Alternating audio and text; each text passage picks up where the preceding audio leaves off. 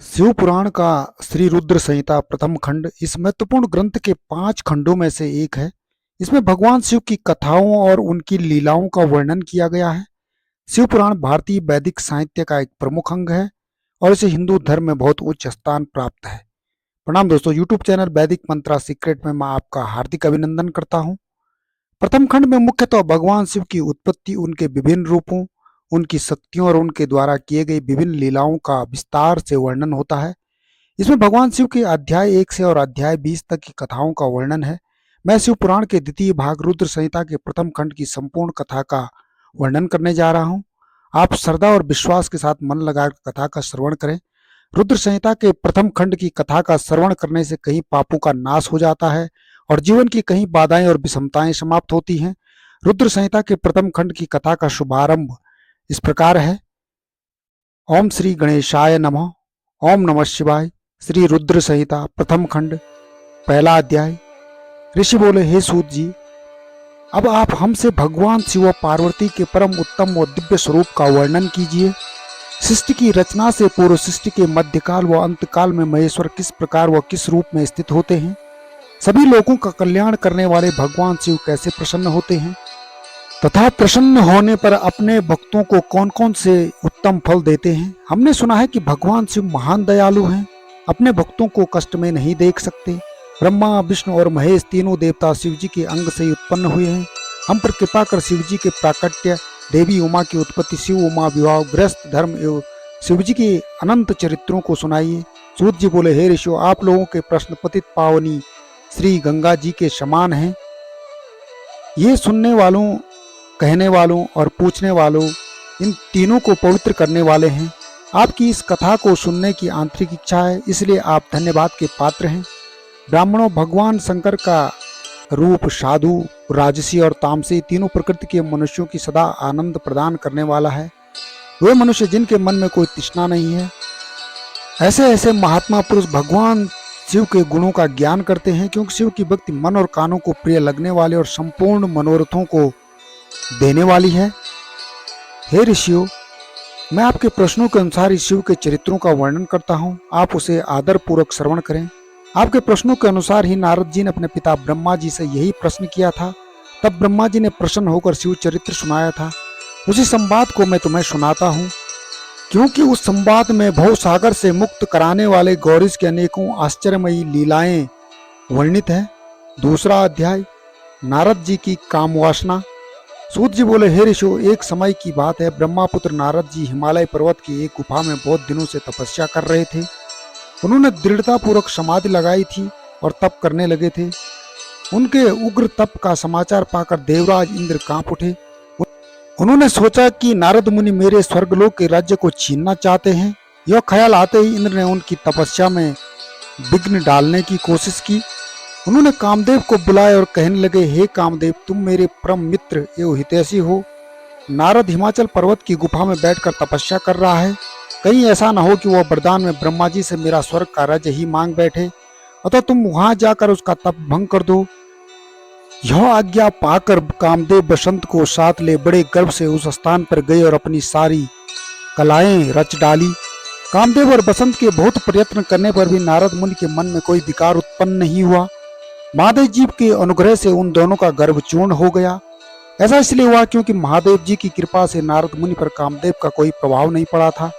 पहले उस आश्रम में भगवान शिव ने भी तपस्या की थी। उसी स्थान पर उन ऋषि मुनियों की तपस्या का नाश करने वाले कामदेव को भस्म किया था। कामदेव को भस्म देखकर उनकी पत्नी रति ने बिलखते हुए भगवान शंकर से उन्हें जीवित करने की प्रार्थना की तथा सभी देवी देवता भी शिवजी से प्रार्थना करने लगे थे। तो भगवान महादेव जी ने कहा था कि कुछ समय पश्चात कामदेव स्वयं जीवित हो जाएंगे, किंतु इस स्थान पर और इसके आसपास जहाँ तक भस्म दिखाई देती है, वहाँ तक की पृथ्वी पर कामदेव की माया और कामबाण का कोई प्रभाव नहीं पड़ेगा। इस प्रकार उस स्थान से कामदेव लज्जित होकर वापस लौट आया। देवराज इंद्र ने जब यह सुना कि नारद जी पर कामदेव का कोई प्रभाव नहीं पड़ा, तो उन्होंने नारद जी की खूब प्रशंसा की। भगवान शिव की माया के कारण वे भूल गए थे कि शिव जी के शाप के कारण उस स्थान पर कामदेव की माया नहीं चल सकती। नारद जी भगवान शिव की कृपा से बहुत समय तक तपस्या करते रहे। अपने तप को पूर्ण हुआ समझकर नारद जी उठे तो उन्हें कामदेव पर विजय प्राप्त करने का ध्यान आया। तब उन्हें मन ही मन इस बात का घमंड हुआ कि उन्होंने कामदेव पर विजय प्राप्त कर ली है। इस प्रकार अभिमान से उनका ज्ञान नष्ट हो गया। वे यह समझ नहीं सके कि कामदेव के पराजित होने में भगवान शंकर की माया थी। तब वे अपनी काम विजय की कथा सुनाने के लिए शीघ्र ही कैलाश पर्वत पर जा पहुंचे और भगवान शिव को नमस्कार करके अपनी तपस्या की सफलता का समाचार तथा कामदेव पर विजय प्राप्त करने का समाचार कह सुनाया। यह सब सुनकर महादेव जी ने नारद की प्रशंसा करते हुए कहा, हे नारद जी, आप परम धन्य हैं, परंतु मेरी एक बात याद रखना कि यह समाचार किसी अन्य देवता को मत सुनाना, विशेषकर भगवान विष्णु से तो इस बात को कदापि न कहना। यह वृतांत सबसे छिपाकर रखने योग्य है। तुम मेरे प्रिय हो, इसलिए मैं तुम्हें यह आज्ञा देता हूँ कि यह बात किसी के सामने प्रकट मत करना। परंतु वो तो शिव की माया से मोहित हो चुके थे, इसलिए वे वहां से ब्रह्मलोक चले गए। वहां ब्रह्मा जी को नमस्कार कर बोले, मैंने अपने तपोबल से कामदेव को जीत लिया है। यह सुनकर ब्रह्मा जी ने भगवान शिव के चरणों का चिंतन करके सारा कारण जान लिया तथा अपने पुत्र नारद को यह सब किसी और से कहने के लिए मना कर दिया। नारद जी के मन में अभिमान के अंकुर उत्पन्न हो गए थे, जिसके फलस्वरूप उनकी बुद्धि नष्ट हो गई थी। वे तो तुरंत विष्णुलोक पहुंचकर भगवान विष्णु को यह सारा किस्सा सुनाना चाहते थे। वे नारद जी से बोले, हे नारद जी, आपकी कीर्ति एवं निर्मल बुद्धि धन्य है। काम, क्रोध एवं लोभ मोह उन मनुष्यों को पीड़ित करते हैं जो भक्तिहीन हैं। आप तो ज्ञान वैराग्य से युक्त एवं ब्रह्मचारी हैं, फिर भला यह काम आपका क्या बिगाड़ सकता था। देव ऋषि नारद बोले, हे भगवान, यह सब आपकी कृपा का ही फल है। आपकी कृपा के आगे कामदेव की क्या सामर्थ्य है जो मेरा कुछ बिगाड़ सके। मैं तो सदा निर्भय हूँ। इतना कहकर नारद जी विष्णु भगवान को नमस्कार कर वहां से चल दिए। तीसरा अध्याय, नारद जी का भगवान विष्णु से उनका रूप मांगना। सूत जी बोले, महर्षियों, नारद जी के चले जाने पर शिव जी की इच्छा से विष्णु भगवान ने एक अद्भुत माया रची। उन्होंने जिस ओर नारद जी जा रहे थे वहां एक सुंदर नगर बना दिया। वह नगर बैकुंठ लोक से भी अधिक रमणीय था। वहां बहुत से विहार स्थल थे। उस नगर के राजा का नाम शीलनिधि था। उस राजा की एक बहुत सुंदर कन्या थी। उन्होंने अपनी पुत्री के लिए स्वयंवर का आयोजन किया था। उनकी कन्या का वरण करने के लिए उत्सुक बहुत से राजकुमार पधारे थे। वहां बहुत चहल पहल थी। इस नगर की शोभा देखते ही नारद जी का मन मोहित हो गया। तब राजा शीलनिधि ने नारद जी को आते देखा तो उन्हें सादर प्रणाम करके स्वर्ण सिंहासन पर बैठाकर उनकी पूजा की। फिर अपनी देव सुंदरी कन्या को बुलाया, जिसने महर्षि के चरणों में प्रणाम किया। नारद जी से उसका परिचय कराते हुए शीलनिधि ने निवेदन किया, महर्षि, यह मेरी पुत्री श्रीमती है। इसके स्वयंवर का आयोजन किया गया है। इस कन्या के गुण दोषों को बताने की कृपा कीजिए। राजा के ऐसे वचन सुनकर नारद जी बोले, राजन, आपकी कन्या साक्षात लक्ष्मी है। इसका भावपति भगवान शिव के समान वैभवशाली, त्रिलोकजयी, वीर तथा कामदेव को भी जीतने वाला होगा। ऐसा कहकर नारद मुनि वहां से चल दिए। शिव की माया के कारण वे काम के वशीभूत हो सोचने लगे कि राजकुमारी को कैसे प्राप्त करूं। स्वयंवर में आए सुंदर वैभवशाली राजाओं को छोड़कर भला यह मेरा वर्ण कैसे करेगी। वे सोचने लगे कि नारियों को सौंदर्य बहुत प्रिय होता है। सौंदर्य को देखकर ही श्रीमती मेरा वर्ण कर सकती है। ऐसा विचार कर नारद जी फिर विष्णुलोक में जा पहुंचे और उन्हें राजा शीलनिधि की कन्या के स्वयंवर के बारे में बताया तथा उस कन्या के साथ विवाह करने की इच्छा व्यक्त की। उन्होंने भगवान विष्णु से प्रार्थना की वे अपना रूप उन्हें ही प्रदान करे ताकि श्रीमती उन्हें ही वरे। सूत जी कहते हैं कि महर्षियों, नारद मुनि की ऐसी बात सुनकर भगवान मधुसूदन हंस पड़े और भगवान शंकर के प्रभाव का अनुभव करके उन्होंने इस प्रकार उत्तर दिया। भगवान विष्णु बोले, हे नारद, वहां आप अवश्य जाइए। मैं आपका हित उसी प्रकार करूंगा जिस प्रकार पीड़ित व्यक्ति का श्रेष्ठ वैद्य करता है, क्योंकि तुम मुझे विशेष प्रिय हो। ऐसा कहकर भगवान विष्णु ने नारद मुनि को वानर का मुख तथा शेष अंगों को अपना मनोहर रूप प्रदान किया। तब नारद जी अत्यंत प्रसन्न होते हुए अपने को परम सुंदर समझकर शीघ्र ही स्वयंवर में आ गए और उस राज्य सभा में जा बैठे। उस सभा में रुद्रगण ब्राह्मण के रूप में बैठे हुए थे। नारद जी का वानर रूप केवल कन्या और रुद्रगणों को ही दिखाई दे रहा था। बाकी सबको नारद जी का वास्तविक रूप ही दिखाई दे रहा था। नारद ही मन प्रसन्न होते हुए श्रीमती की प्रतीक्षा कर रहे थे। हे ऋषियों, वह कन्या हाथ में जयमाला लिए अपनी सखियों के साथ स्वयंवर में आई। उसके हाथों में सोने की सुंदर माला थी। वह शुभ लक्षणा राजकुमारी लक्ष्मी के समान अपूर्व शोभा पा रही थी। नारद मुनि का भगवान विष्णु जैसा शरीर और बानर जैसा मुख देख वह कुपित हो गई और उनकी ओर से दृष्टि हटाकर मनोवांछित वर की तलाश में आगे चली गई। सभा में अपने मनपसंद वर को न पाकर वह उदास हो गई। उसने किसी के भी गले में वरमाला नहीं डाली। तभी भगवान विष्णु राजा की वेशभूषा धारण कर वहां आ पहुंचे। विष्णु जी को देखते ही उस परम सुंदरी ने उनके गले में वरमाला डाल दी। विष्णु जी राजकुमारी को साथ लेकर तुरंत अपने लोक को चले गए। यह देखकर नारद जी विचलित हो गए। तब ब्राह्मणों के रूप में उपस्थित रुद्रगण ने नारद जी से कहा, हे नारद जी, आप व्यर्थ ही काम से मोहित हो सौंदर्य के बल से राजकुमारी को पाना चाहते हैं। पहले जरा अपना वानर के समान मुख तो देख लीजिए।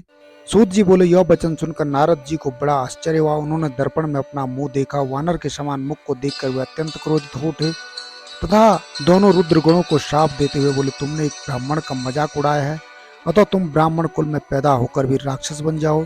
यह सुनकर वे शिवगण कुछ नहीं बोले, बल्कि इसे भगवान शिव की इच्छा मानते हुए उदासीन भाव से अपने स्थान को चले गए और भगवान शिव की स्तुति करने लगे। चौथा अध्याय, नारद जी का भगवान विष्णु को शाप देना। ऋषि बोले, हे सूत जी, रुद्रगणों के चले जाने पर नारद जी ने क्या किया और वे कहाँ गए, इन सब के बारे में भी हमें बताइए। सूत जी बोले, हे ऋषियों, माया से मोहित नारद जी ने उन दोनों शिवगणों को शाप देकर भी मोहवश कुछ न जान सके। तत्पश्चात क्रोधित होते हुए वे तालाब के पास पहुंचे और वहां जल में पुनः अपनी परछाई देखी तो उन्हें फिर बानर जैसी आकृति दिखाई दी। उसे देखकर नारद जी को और अधिक क्रोध चढ़ गया।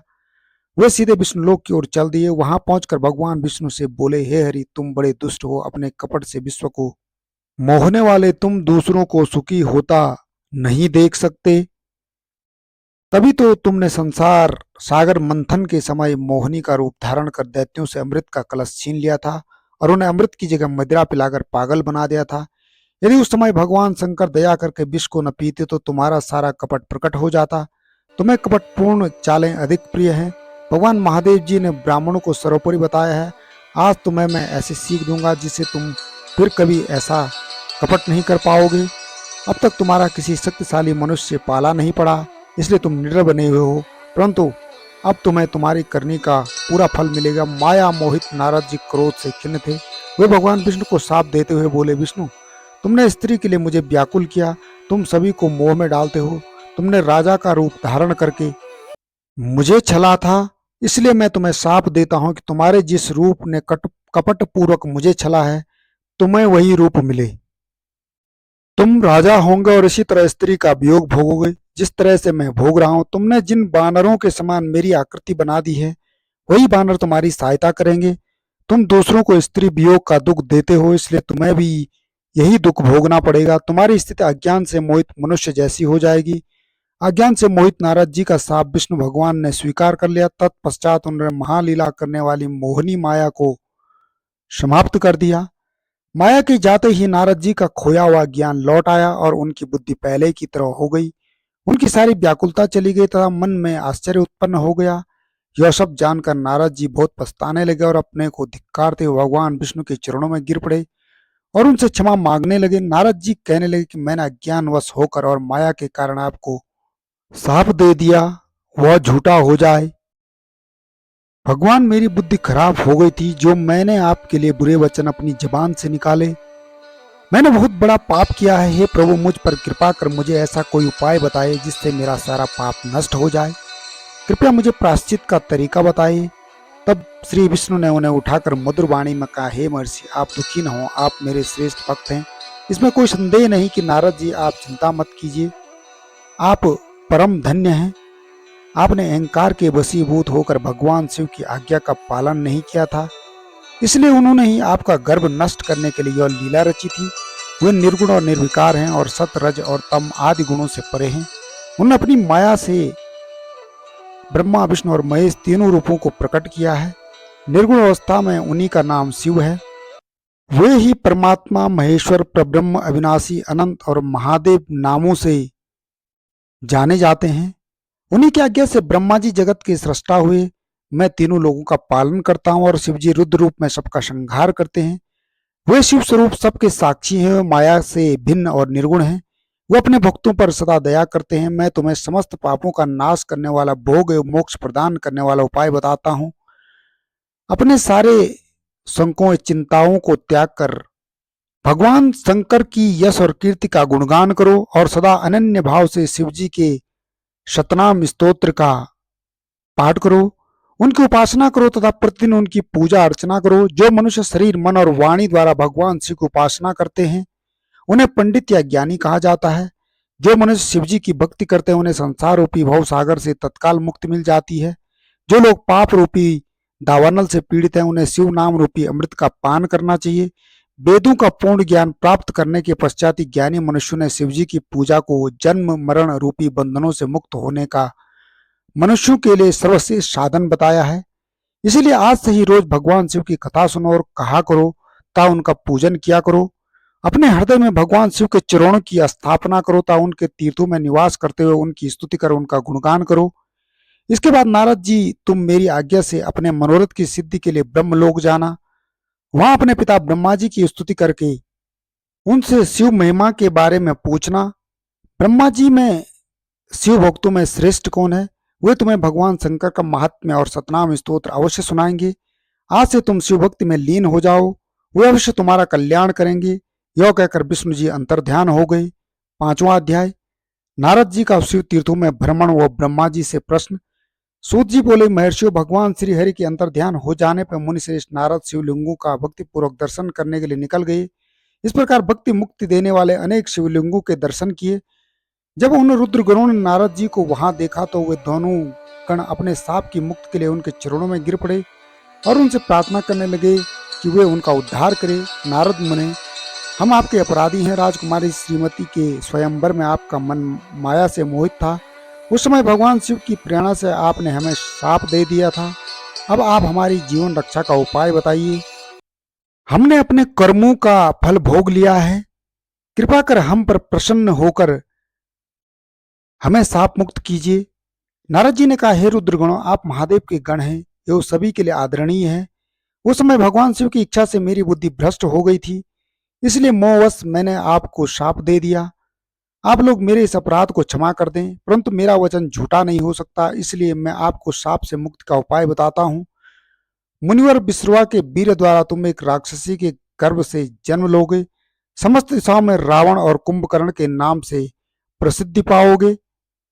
राक्षस राज का पद प्राप्त करोगे। तुम बलवान व वैभव से युक्त हो जाओगे।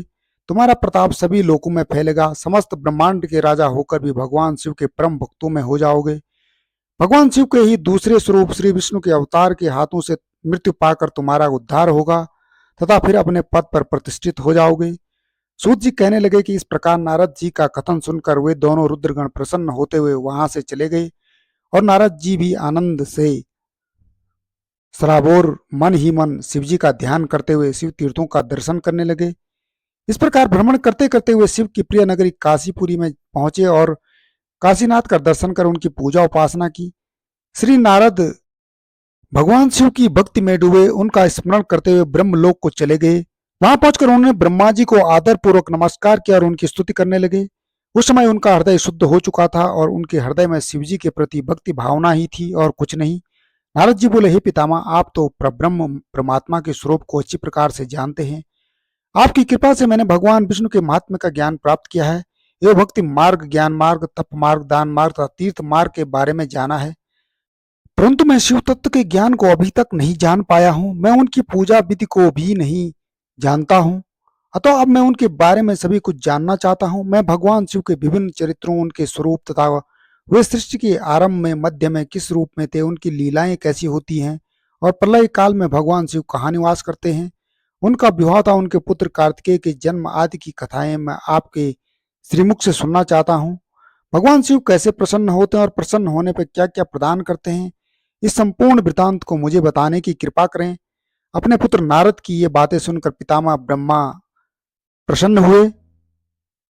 6वां अध्याय। ब्रह्मा जी द्वारा शिव तत्व का वर्णन। ब्रह्मा जी ने कहा, हे नारद, तुम सदैव जगत के उपकार में लगे रहते हो। तुमने जगत के लोगों के हित के लिए बहुत उत्तम बात पूछी है, जिसके सुनने से मनुष्य के सब जन्मों के पापों का नाश हो जाता है। उस पर ब्रह्मा शिव तत्व का वर्णन मैं तुम्हारे लिए कर रहा हूँ। शिव तत्व का स्वरूप बहुत सुंदर और अद्भुत है, जिस समय महाप्रलय आई थी और पूरा संसार नष्ट हो गया था, तब चारों ओर सिर्फ अंधकार ही अंधकार था। आकाश और ब्रह्मांड तारों और ग्रहों से रहित होकर अंधकार में डूब गए थे। सूर्य चंद्रमा दिखाई देने बंद हो गए थे। सभी ग्रहों और नक्षत्रों का कहीं पता नहीं चल रहा था। दिन रात अग्नि जल कुछ भी नहीं था। प्रधान आकाश और अन्य तेज भी शून्य हो गए थे। शब्द स्पर्श गंध रूप रस का अभाव हो गया था। सत्य सत्य सब कुछ समाप्त हो गया था।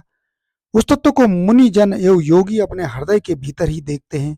वाणी नाम रूप रंग आदि की वहां तक पहुंच नहीं है। उस ब्रह्मा के विषय में ज्ञान और अज्ञान से किए गए संबोधन के द्वारा कुछ समय बाद अर्थात सृष्टि का समय आने पर एक से अनेक होने के संकल्प का उदय हुआ।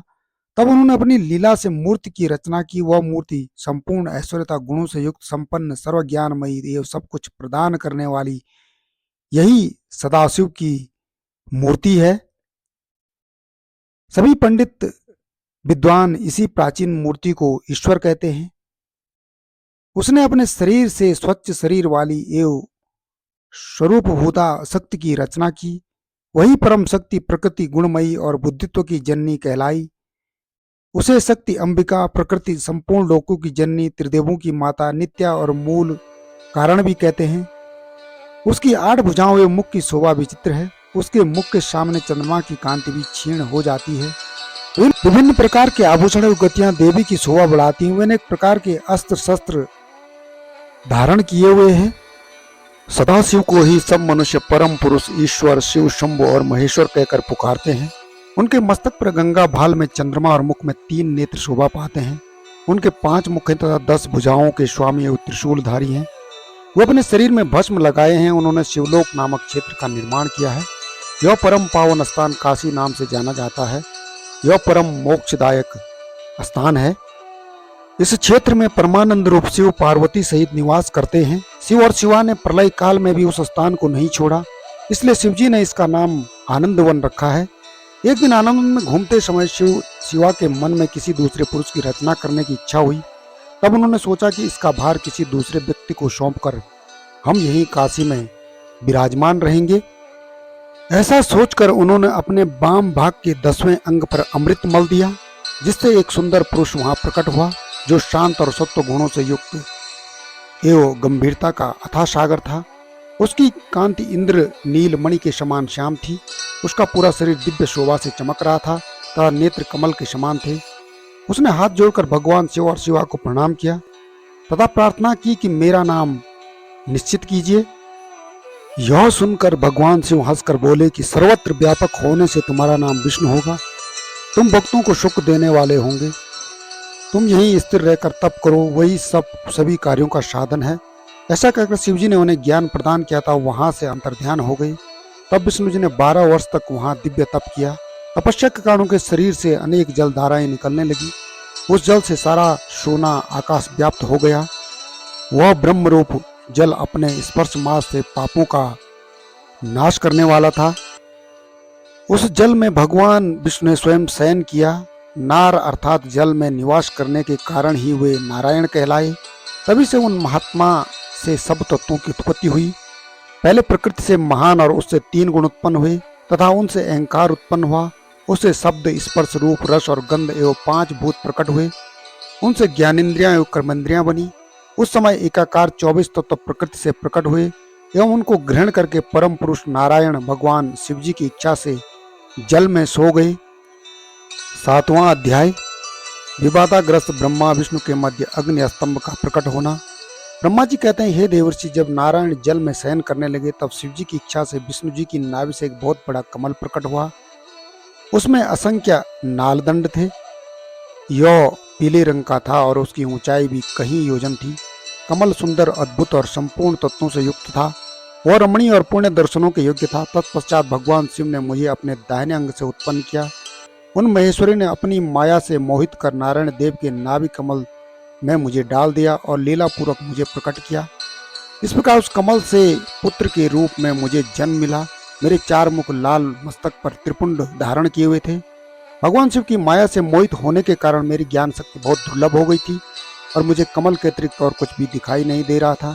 मैं कौन हूँ, कहाँ से आया हूँ, मेरा कार्य क्या है, मैं किसका पुत्र हूँ, किसने मेरा निर्माण किया है, कुछ इसी प्रकार के प्रश्नों ने मुझे परेशानी में डाल दिया था। कुछ क्षण बाद मुझे बुद्धि प्राप्त हुई और मुझे लगा कि इसका पता लगाना बहुत सरल है। इस कमल का उद्गम स्थान इस जल में नीचे की ओर है और इसके नीचे मैं उस पुरुष को पा सकूंगा जिसने मुझे प्रकट किया है। यह सोचकर एक नाल को पकड़कर मैं 100 वर्षों तक नीचे की ओर उतरता रहा, परंतु फिर भी मैंने कमल की जड़ को नहीं पाया। इसलिए मैं पुनः ऊपर की ओर बढ़ने लगा। बहुत ऊपर जाने पर भी कमल कोश को नहीं पा सका। तब मैं और अधिक परेशान हो गया। उसी समय भगवान शिव की इच्छा से मंगलमयी आकाशवाणी प्रकट हुई। उस वाणी ने कहा, तपस्या करो। उस आकाशवाणी को सुनकर अपने पिता का दर्शन करने हेतु मैंने तपस्या करना आरंभ कर दिया और 12 वर्ष तक घोर तपस्या की। तब 4 भुजाधारी सुंदर नेत्रों से शोभित भगवान विष्णु प्रकट हुए। उन्होंने हाथों में शंख, चक्र, गदा और पद धारण कर रखे थे। उनका शरीर श्याम कांति से सुशोभित था। उनके मस्तक पर मुकुट विराजमान था तथा उन्होंने पीतांबर वस्त्र और बहुत से आभूषण धारण किए हुए थे। वे करोड़ों कामदेवों के समान मनोहर दिखाई दे रहे थे और सांवली व सुनहरी आभा से शोभित थे। उन्हें वहां देखकर मुझे बहुत हर्ष व आश्चर्य हुआ। भगवान शिव की लीला से हमें दोनों में विवाद छिड़ गया कि हम में बड़ा कौन है। उसी समय हम दोनों के बीच में एक ज्योतिर्मय लिंग प्रकट हुआ। हमने उसका पता लगाने का निश्चय किया। मैंने ऊपर की ओर, विष्णु जी ने नीचे की ओर। उस स्तंभ के आरंभ और अंत का पता लगाने के लिए चलना आरंभ किया, परंतु हम दोनों को उस स्तंभ का कोई छोर नहीं मिला। थक कर हम दोनों अपने उसी स्थान पर आ गए। हम दोनों ही शिवजी की माया से मोहित थे। श्री हरि ने सभी ओर से परमेश्वर शिव को प्रणाम किया। ध्यान करने पर भी हमें कुछ ज्ञात न हो सका। तब मैंने और श्री हरि ने अपने मन को शुद्ध करते हुए उस अग्नि स्तंभ को प्रणाम किया। हम दोनों कहने लगे, महाप्रभु, हम आपके स्वरूप को नहीं जानते। आप जो भी हैं, हम आपको नमस्कार करते हैं। आप शीघ्र ही हमें अपने असली रूप में दर्शन दें। इस प्रकार हम दोनों अपने अहंकार को भूलकर भगवान शिव को नमस्कार करने लगे। ऐसा करते हुए 100 वर्ष बीत गए। 8वां अध्याय। ब्रह्मा और विष्णु को भगवान शिव के शब्दमय शरीर का दर्शन। ब्रह्मा जी कहते हैं, मुनिश्रेष्ठ नारद, इस प्रकार हम दोनों देवता गर्भ रहित हो निरंतर प्रणाम करते रहे। हम दोनों के मन में एक ही अभिलाषा थी कि इस ज्योतिर्मय लिंग के रूप में प्रकट हुए परमेश्वर प्रत्यक्ष दर्शन दें। भगवान शंकर दीनों के प्रतिपालक, अहंकारियों का गर्भ चूर्ण करने वाले तथा सबके अविनाशी प्रभु हैं। वे हम दोनों पर दयालु हो गए। उस समय वहां उन सुरश्रेष्ठ से ओम ऐसा शब्द रूप नाद प्रकट हुआ जो स्पष्ट रूप से सुनाई देता था। वह नाद लुप्त स्वर में अव्यक्त हुआ। जोर से प्रकट होने वाले शब्द के विषय में यह क्या है, ऐसा सोचते हुए समस्त देवताओं के आराध्य भगवान विष्णु मेरे साथ संतुष्ट चित्त से खड़े रहे। वे सर्वथा बैर भाव से रहित थे। उन्होंने लिंग के दक्षिणी भाग में सनातन आदि वर्ण आकार का दर्शन किया, उत्तर भाग में उकार का और मध्य भाग में मकार का और अंत में ओम इस नाद का साक्षात दर्शन एवं अनुभव किया। दक्षिण भाग में प्रकट हुए आदि वर्ण आकार को सूर्य मंडल के समान तेजोमय देखकर जब उन्होंने उत्तर भाग में दृष्टिपात किया, तब वहां उकार वर्ण अग्नि के समान दीप्तमय दिखाई दिया। इस तरह उन्होंने मध्य भाग में मकार को चंद्रमंडल के उज्जवल कांति से प्रकाशमान देखा। तदनंतर जब उनके ऊपर दृष्टि डाली, तब शुद्ध स्फटिक मणि के समान निर्मल प्रभा से युक्त, तुर्यातीत, अमल, निष्कल, निरुपद्रव, निर्द्वंद, अद्वितीय, शून्यमय ब्रह्मा और अभ्यंतर के भेद से रहित, जगत के भीतर और बाहर स्वयं ही स्थित, आदि मध्य और अंत से रहित, आनंद के अकारण तथा सबके परम आश्रय, सत्य, आनंद एवं अमृत स्वरूप परब्रह्मा का साक्षात्कार किया। उस समय श्री हरि यह सोचने लगे कि यह अग्नि स्तंभ यहाँ कहाँ से प्रकट हुआ। हम दोनों फिर इसकी परीक्षा करें। मैं संभव अनल स्तंभ के नीचे जाऊंगा। ऐसा विचार करते हुए श्री हरि ने वेद और शब्द दोनों की आवेश से युक्त विश्वात्मा शिव का चिंतन किया। तब वहाँ एक ऋषि प्रकट हुए जो ऋषि समूह के परम सार रूप माने जाते हैं। उन्हीं ऋषि के द्वारा परमेश्वर श्री विष्णु ने जाना कि इस शब्द ब्रह्मामय शरीर वाले परम लिंग के रूप में साक्षात पर ब्रह्म स्वरूप महादेव जी यहाँ प्रकट हुए हैं। यह चिंता रहित अथवा अचिंत्य रुद्र हैं। जहाँ जाकर मन सहित वाणी उसे प्राप्त किए बिना ही लौट आती है। उस परब्रह्मा परमात्मा शिव का वाचक एकाक्षर प्रणव ही है। वे इसके वाचार्थ रूप हैं। वह परम कारक, रित, सत्य, आनंद एवं अमृत स्वरूप परात्पर परब्रह्मा एक अक्षर का वाच्य है। प्रणव के एक अक्षर आकार से जगत के बीच भूत अंड जन्मा भगवान ब्रह्मा का बोध होता है। उसके दूसरे एक अक्षर ओकार से परम कारण रूप श्री हरि का बोध होता है और तीसरे एक अक्षर मकार से भगवान नील लोहित शिव का ज्ञान होता है। अकार सृष्टि करता है, उकार मोह में डालने वाला है और मकार नित्य अनुग्रह करने वाला है। मकार बुद्ध सर्वव्यापी शिव बीजी है और अकार संज्ञक मुझ ब्रह्मा को बीज कहते हैं। उकार नामधारी श्री हरि योनि है। प्रधान और पुरुष के भी ईश्वर जो महेश्वर हैं, वे बीजी बीज और योनि भी हैं। उन्हीं को नाद कहा गया है। उनके भीतर सबका समावेश है। बीजी अपनी इच्छा से ही अपने बीज को अनेक रूपों में विभक्त करके स्थित है। इन बीजी भगवान महेश्वर के लिंग से अकार रूप बीज प्रकट हुआ, जो उकार रूप योनि में स्थापित होकर सब ओर बढ़ने लगा। वह स्वर्णमय अंड के रूप में ही बताने योग्य था। उसका और कोई विशेष लक्षण नहीं लक्षित होता। वह दिव्य अन्य अनेक वर्षों तक जल में ही स्थित रहा। तदनंतर 1000 वर्ष के बाद उस अंड के 2 टुकड़े हो गए। जल में स्थित हुआ वह अंड अजन्मा ब्रह्मा जी की उत्पत्ति का स्थान था और साक्षात महेश्वर के आघात से ही फूटकर 2 भागों में बट गया था। उस अवस्था में उसका ऊपर स्थित हुआ स्वर्णमय कपाल बड़ी शोभा पाने लगा। वही धूलोक के रूप में प्रकट हुआ तथा जो उसका दूसरा नीचे वाला कपाल था, वही यह 5 लक्षों से युक्त पृथ्वी है। उस अंड से चतुर्मुख ब्रह्मा उत्पन्न हुए, जिनकी कौ संज्ञा है, समस्त लोकों के सृष्टा है। इस प्रकार वे भगवान महेश्वर ही औ उ और मौ इन त्रिविध रूपों में वर्णित हुए। इसी अभिप्राय से उन ज्योतिर्लिंग स्वरूप सदाशिव ने ओम ओम ऐसा कह कहा। यह बात यजुर्वेद के श्रेष्ठ मंत्र कहते हैं। यजुर्वेद के श्रेष्ठ मंत्रों का यह कथन सुनकर ऋचाओं और शाम मंत्रों ने भी हमसे आदर पूर्वक कहा, हे हरे, हे ब्राह्मण, यह बात ऐसी है। इस तरह देवेश्वर शिव को जानकर श्री हरि ने शक्ति संभूत मंत्रों द्वारा उत्तम एवं महान अभ्युदय से शोभित होने वाले महेश्वर देव का स्तवन किया। इस बीच मेरे साथ विश्वपालक भगवान विष्णु ने एक और भी अद्भुत सुंदर रूप देखा। वह रूप 5 मुखी और 10 भुजाओं से अलंकृत था। उसकी कांति कपूर के समान गौर थी। वह नाना प्रकार की छटाओं से छविमान और भांति भांति के आभूषणों से विभूषित था। उस परम उदार महापराक्रमी और महापुरुष के लक्षणों से संपन्न अत्यंत उत्कृष्ट रूप का दर्शन करके मैं और श्री हरि दोनों कृतार्थ हो गए। तत्पश्चात परमेश्वर भगवान महेश प्रसन्न हो अपने दिव्य शब्दमय रूप को प्रकट करते हंसते हुए खड़े हो गए। आकार उनका मस्तक और आकार लाट है। इकार दाहिना और इकार बायां नेत्र है। उकार को उनका दाहिना और उकार को बायां कान बताया जाता है। ऋकार उन परमेश्वर का दायां कपोल है और ऋकार बायां। लृ और लृ यह उनकी नासिका के दोनों छिद्र हैं। एकार उन सर्वव्यापी प्रभु का ऊपरी ओष्ठ है और एकार अधर। ओम नमः शिवाय ओंकार तथा औकार यह दोनों उनकी ऊपर और नीचे की दोनों दंत पंक्तियां हैं और ओ उन देवादिदेव त्रिशूलधारी शिव के दोनों तालु हैं। क आदि 5 अक्षर उनके दाहिने 5 हाथ हैं और चौ आदि 5 अक्षर बाएं 5 हाथ हैं। ट आदि और तो इत्यादि 5-5 अक्षर उनके पैर हैं। पकार पेट है। फकार को दाहिना पार्श्व बताया जाता है और बकार को बायां पार्श्व। बकार को कंधा कहते हैं। मकार उन योगी महादेव शंभु का हृदय है। यो से लेकर 100 तक 7 अक्षर सर्वव्यापी शिव के शब्दमय शरीर की 7 धातुएं हैं। हकार उनकी नाभि है और अक्षोकार को मेरु मुतेंद्रिय कहा गया है। इस प्रकार निर्गुण एवं गुण रूप परमात्मा के शब्दमय रूप को भगवती उमा के साथ देखकर मैं और श्री हरि दोनों कृतार्थ हो गए। इस तरह शब्द ब्रह्मा महेश्वर शिव का दर्शन पाकर मेरे साथ श्री हरि ने उन्हें प्रणाम किया और उन पुनः ऊपर की ओर देखा। उस समय उन्हें 5 कलाओं से युक्त ओमकार जनित मंत्र का साक्षात्कार हुआ। तत्पश्चात महादेव जी का ओम तत्वमसि यह महावाक्य दृष्टिगोचर हुआ, जो परम उत्तम मंत्र रूप है तथा शुद्ध स्फटिक के समान निर्मल है। फिर संपूर्ण धर्म और अर्थ का साधक और बुद्धि स्वरूप गायत्री नामक दूसरा महान मंत्र लक्षित हुआ, जिसमें 24 अक्षर हैं तथा जो चारों पुरुषार्थ रूपी फल देने वाला है। तत्पश्चात मृत्युंजय मंत्र, फिर शिव पंचाक्षर मंत्र था दक्षिणामूर्त संज्ञक चिंतामणि मंत्र का साक्षात्कार हुआ।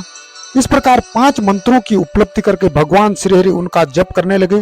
तदनंतर ऋक यजु और साम यौ जिनके रूप हैं, जो ईशों के मुकुट मणि ईशान हैं, जो पुरातन पुरुष हैं, जिनका हृदय अघोर अर्थात सौम्य है, जो हृदय को प्रिय लगने वाले सर्वगोय सदाशिव हैं, जिनके चरण वाम परम सुंदर हैं, जो महान देवता और महान सर्पराज को आभूषण के रूप में धारण करते हैं, जिनके सभी और पैर और सभी और नेत्र हैं, जो मुझ ब्रह्मा के भी अधिपति कल्याणकारी तथा सृष्टि पालन संहार करने वाले हैं, उन वरदायक सदा शाम्ब सदाशिव का मेरे साथ भगवान विष्णु ने प्रवचनों द्वारा संतुष्ट चित्त से स्तवन किया। 9वां अध्याय उमा सहित भगवान शिव का प्राकट्य, उनके द्वारा अपने स्वरूप का विवेचन तथा ब्रह्मा जी तीनों देवताओं की एकता का प्रतिपादन। ब्रह्मा जी कहते हैं कि नारद भगवान विष्णु के द्वारा की हुई अपनी स्तुति सुनकर करुणानिधि महेश्वर बड़े प्रसन्न हुए और उमा देवी के साथ वहां प्रकट हो गए। उस समय उनके 5 मुख और प्रत्येक मुख में 3-3 नेत्र शोभा पाते थे। भाल देश में चंद्रमा का मुकुट शोभित था। सिर पर जटा धारण किए हुए गौर वर्ण विशाल नेत्र शिव ने अपने संपूर्ण शरीर में विभूति लगा रखी थी। उनके 10 भुजाएं थी, कंठ में नील चिन्ह था, उनके श्री अंग समस्त आभूषणों से विभूषित थे। उन सर्वांग सुंदर शिव के मस्तक भस्ममय त्रिपुंड से अंकित थे। ऐसे विशेषणों के से युक्त परमेश्वर महादेव जी को भगवती उमा के साथ उपस्थित देख मैंने और भगवान विष्णु ने पुनः प्रिय वचनों द्वारा उनकी स्तुति की। तब पापहारी करुणा कर भगवान महेश्वर ने प्रसन्नचित होकर उन्हें श्री विष्णुदेव को श्वास रूप से वेद का उपदेश दिया। उनके बाद शिव ने परमात्मा श्री हरि को गुहा ज्ञान प्रदान किया। फिर उन परमात्मा ने कृपा करके मुझे भी वह ज्ञान दिया। वेद का ज्ञान प्राप्त करके कृतार्थ हुए भगवान विष्णु ने मेरे साथ हाथ जोड़ महेश्वर को नमस्कार करके पुनः उन्हें उनकी पूजन की विधि बताने तथा सदुपदेश देने के लिए प्रार्थना की। यह बात सुनकर अत्यंत प्रसन्न हुए कृपा निधान भगवान शिव ने प्रीतिपूर्वक यह बात कही। श्री शिव बोले, सुरश्रेष्ठ गण, मैं तुम दोनों की भक्ति से निश्चय ही बहुत प्रसन्न हूँ। तुम लोग मुझ महादेव की ओर देखो, इसमें तुम्हें मेरा स्वरूप जैसा दिखाई देता है वैसे ही रूप का प्रयत्न पूर्वक पूजन चिंतन करना चाहिए। तुम दोनों महाबली और मेरे स्वरूप भूता प्रकृति से प्रकट हुए हो। मुझ सर्वेश्वर के दाएं बाएं अंगों से तुम्हारा आविर्भाव हुआ है। पितामह ब्रह्मा मेरे दाहिने भाग से उत्पन्न हुए और विष्णु परमात्मा के वाम पार्श्व से प्रकट हुए हो। मैं तुम दोनों पर भली भांति प्रसन्न हूँ और तुम्हें मनोवांछित वर देता हूँ। मेरी आज्ञा से तुम दोनों की मुझ में दृढ़ भक्ति हो। ब्रह्मा, तुम मेरी आज्ञा का पालन करते हो जगत की सृष्टि करो और विष्णु तुम इस चराचर जगत का पालन करो। हम दोनों से ऐसा कहकर भगवान शंकर ने हमें पूजा की उत्तम विधि प्रदान की, जिसके अनुसार पूजित होने पर पूजक को अनेक प्रकार के फल देते हैं। शंभु की उपयुक्त बात सुनकर मेरे सहित श्री हरि ने महेश्वर को हाथ जोड़कर प्रणाम करके कहा। भगवान विष्णु बोले, प्रभु, यदि हमारे प्रति आपके हृदय में प्रीति उत्पन्न हुई और यदि आप हमें वर देना आवश्यक समझते हैं तो हम यही वर मांगते हैं कि आप में हम दोनों की सदा अनन्य अविचल प्रेम भक्ति बनी रहे। ब्रह्मा जी कहते हैं कि मुनि श्री हरि की यह बात सुनकर भगवान हरि मेरे साथ पुनः मस्तक झुकाकर प्रणाम करके हाथ जोड़े खड़े उन नारायण देव से स्वयं कहा। श्री महेश्वर बोले, मैं सृष्टि पालन संहार का कार्य करता हूँ, सगुण निर्गुण हूँ तथा सच्चिदानंद स्वरूप निर्विकार ब्रह्मा परमात्मा हूँ। विष्णु सृष्टि रक्षा और प्रलय रूप गुण अथवा कार्यों के भेद से ही मैं ब्रह्मा विष्णु और रुद्र नाम धारण करके तीनों रूपों में विभक्त हुआ हूँ। हरे, वास्तव में सदा निष्कल हूँ। विष्णु तुमने और ब्रह्मा ने मेरा अवतार के निमित्त जो स्तुति की है, तुम्हारी उस प्रार्थना को मैं अवश्य सच ही करूंगा, क्योंकि मैं भक्त वत्सल हूँ। मेरा ऐसा ही परम उत्कृष्ट रूप तुम्हारे शरीर से इस लोक में प्रकट होगा, जो नाम से रुद्र कहलाएगा। मेरे अंश से प्रकट हुआ रुद्र की सामर्थ्य मुझसे कम नहीं होगी। जो मैं हूँ वही यह रुद्र है। पूजा की विधि विधान की दृष्टि से भी मुझ में और उसमें कोई अंतर नहीं है। जैसे ज्योति का जल आदि के साथ संपर्क होने पर भी उसमें स्पर्श दोष नहीं लगता, उसी प्रकार मुझ निर्गुण परमात्मा को भी किसी के सहयोग से बंधन नहीं प्राप्त होता। यह मेरा शिव रूप है। जब रुद्र प्रकट होंगे तब भी शिव के ही चेले होंगे। महामुने उन्हें और शिव के परायेपन का भेद नहीं करना चाहिए। वास्तव में एक ही रूप सब जगत में व्यवहार निर्वाह के लिए 2 रूपों में ही विभक्त हो गया। शिव और रुद्र में कभी भेद नहीं करना चाहिए। वास्तव में सारा दृश्य ही मेरे विचार से शिव रूप है। मैं ब्रह्मा हरि और जो यह रुद्र प्रकट होंगे वह सब के सब एक रूप हैं। इसमें भेद नहीं है। भेद मानने पर अवश्य ही बंधन होगा। तथापि मेरा शिव रूप ही सनातन है। यही सदा सब रूपों का मूलभूत कहा गया है। यह सत्य ज्ञान एवं अनंत ब्रह्मा है। ऐसा जानकर श्रद्धा मन से मेरे यथार्थ स्वरूप का दर्शन करना चाहिए। ब्रह्मा सुनो, मैं तुम्हें एक गोपनीय बात बता रहा हूँ। मैं स्वयं ब्रह्मा जी की भ्रुकुटी से प्रकट होऊंगा। गुणों में मेरा भी प्राकट्य कहा गया है। जैसा कि लोगों ने कहा है कि हर तामस प्रकृति के हैं, वास्तव में उस रूप में अहंकार का वर्णन हुआ है। उस अहंकार को केवल तामस ही नहीं, वैकारिक भी समझना चाहिए, क्योंकि सात्विक देवगण वैकारिक अहंकार की ही सृष्टि है। यह तामस और सात्विक आदि भेद केवल नाम मात्र का है, वस्तुतः नहीं है। वास्तव में हर को तामस नहीं कहा जा सकता। ब्रह्मा, इस कारण से तुम्हें ऐसा करना चाहिए। तुम तो इस सृष्टि के निर्माता बनो और श्रीहरि इसका पालन करें, तथा मेरे अंश से प्रकट होने वाले जो रुद्र हैं वो इसका प्रलय करने वाले होंगे। यह जो उमा नाम से विख्यात परमेश्वरी प्रकृति देवी है, इनकी शक्ति भूत वाग देवी ब्रह्मा जी का सेवन करेंगे। प्रकृति देवी से वहां जो दूसरी शक्ति प्रकट होगी वह लक्ष्मी रूप से भगवान विष्णु का आश्रय लेगी। तदनंतर पुनः काली नाम से जो तीसरी शक्ति प्रकट होगी वह निश्चय ही मेरे अंशभूत रुद्रदेव को प्राप्त होगी। वह कार्य की सिद्धि के लिए वहां ज्योति रूप से प्रकट होंगी। इस प्रकार मैंने देवी की शुभ स्वरूपा प्राशक्तियों का परिचय दिया है। उनका कार्य क्रमशः सृष्टि पालन और श्रृंगार का संपादन ही है। सुरश्रेष्ठ, ये सब की सब मेरी प्रिया प्रकृति देवी की अंशभूता हैं।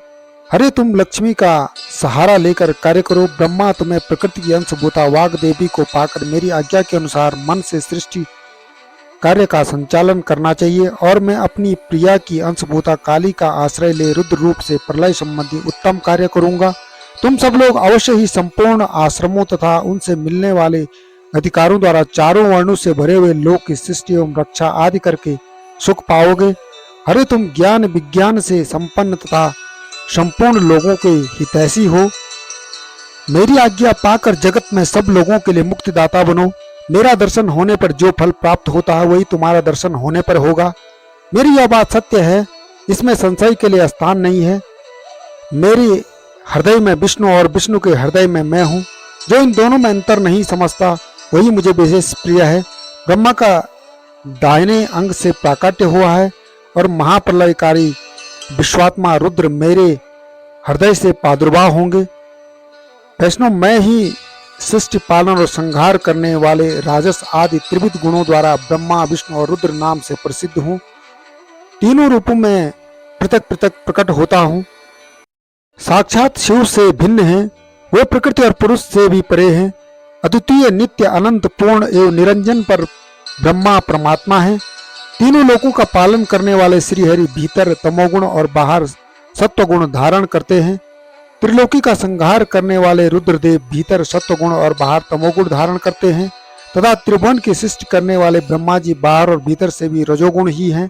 इस प्रकार ब्रह्मा विष्णु तथा रुद्र इन तीन देवताओं में गुण हैं, परंतु शिव गुणातीत माने गए हैं। विष्णु, तुम मेरी आज्ञा से सृष्टिकर्ता पितामह का प्रसन्नता पूर्वक पालन करो। ऐसा करने से तीनों लोकों में तुम पूजनीय होंगे। 10वां अध्याय। श्री हरि को सृष्टि की रक्षा का भार एवं भोग मोक्ष दान का अधिकार दे भगवान शिव का अंतर्ध्यान होना है। परमेश्वर शिव बोले, उत्तम व्रत का पालन करने वाले हरि विष्णु, अब तुम मेरी दूसरी आज्ञा सुनो। उसका पालन करने से तुम सदा समस्त लोकों में माननीय और पूजनीय बने रहोगे। ब्रह्मा जी के द्वारा रचे गए लोक में जब कोई दुख या संकट उत्पन्न हो, तब तुम उन संपूर्ण दुखों का नाश करने के लिए सदा तत्पर रहना। तुम्हारे संपूर्ण दुस्सह कार्यों में मैं तुम्हारी सहायता करूंगा। तुम्हारे जो दुर्जय और अत्यंत उत्कृष्ट शत्रु होंगे उन सबको मैं मार गिराऊंगा। अरे तुम नाना प्रकार के अवतार धारण करके लोक में अपने उत्तम कीर्ति का विस्तार करो और सबके उद्धार के लिए तत्पर रहो। तुम रुद्र के ध्येय हो और रुद्र तुम्हारे ध्येय हैं। तुम में और रुद्र में कुछ भी अंतर नहीं है। जो मनुष्य रुद्र का भक्त होकर तुम्हारी निंदा करेगा उसका सारा पुण्य तत्काल नष्ट हो जाएगा। पुरुषोत्तम विष्णु, तुम से द्वेष करने के कारण मेरी आज्ञा से उसको नरक में गिरना पड़ेगा। यह बात सत्य है, इसमें संशय नहीं है। तुम इस लोक में मनुष्य के लिए विशेष सहयोग और मोक्ष प्रदान करने वाले और भक्तों के ध्येय तथा पूज्य होकर प्राणियों का निग्रह और अनुग्रह करो। ऐसा कहकर भगवान शिव ने मेरा हाथ पकड़ लिया और श्री विष्णु को सौंपकर उनसे कहा, तुम संकट के समय सदा इनकी सहायता करते रहना। सबके अध्यक्ष होकर सभी को भोग और मोक्ष प्रदान करना और सर्वदा समस्त कामनाओं का साधक एवं सर्वश्रेष्ठ बने रहना। जो तुम्हारी शरण में आ गया वह निश्चय ही मेरी शरण में आ गया।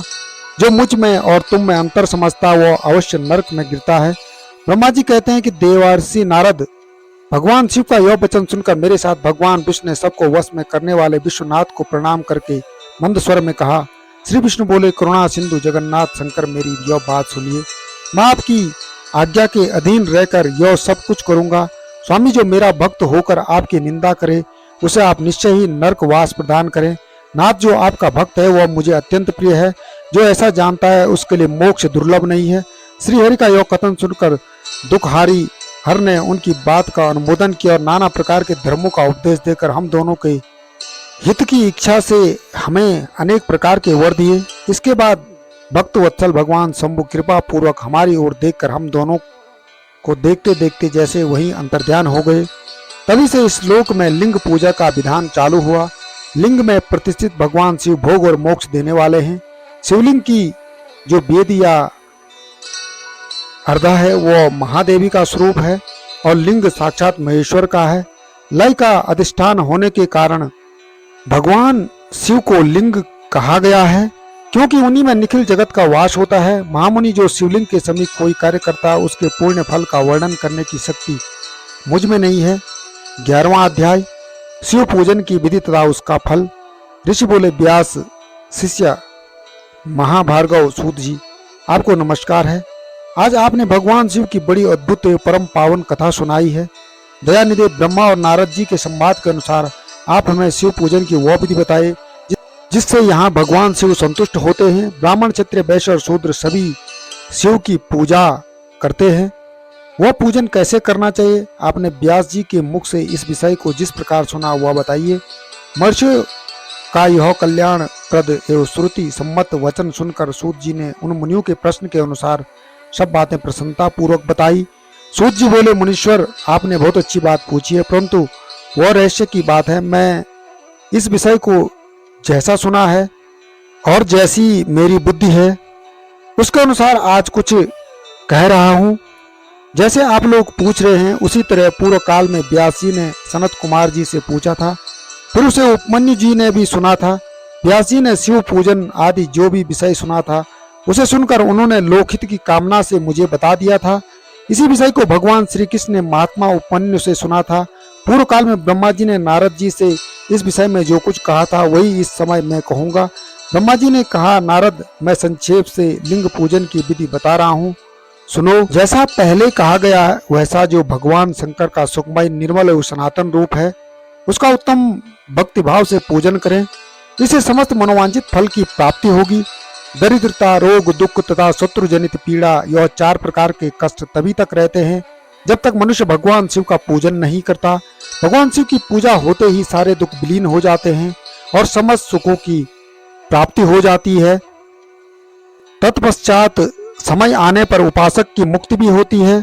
जो मानव शरीर का आश्रय लेकर मुख्यतः संतान सुख की कामना करता है उसे चाहिए कि वह संपूर्ण कार्य और मनोरथ के साधक महादेव जी की पूजा करे। ब्राह्मण, क्षत्रिय, वैश्य और शूद्र भी संपूर्ण कामनाओं तथा प्रयोजनों की सिद्धि के लिए क्रम से विधि के अनुसार भगवान शंकर की पूजा करें।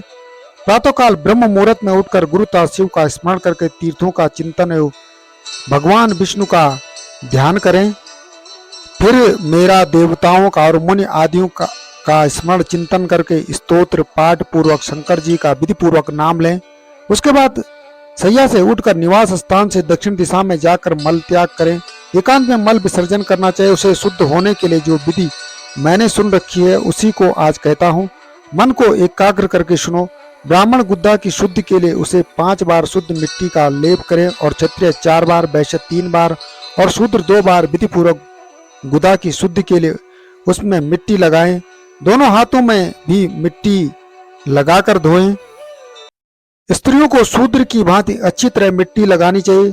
हाथ पैर धोकर पूर्वा शुद्ध मिट्टी लें और उसे लगाकर दांत साफ करें। फिर अपने वर्ण के अनुसार मनुष्य दातुन करें। ब्राह्मण को 12 अंगुल की दातुन करनी चाहिए, क्षत्रिय को 11 अंगुल, वैश्य 10 अंगुल और शूद्र को 9 अंगुल की दातुन करनी चाहिए। यह दातुन का मान बताया गया है।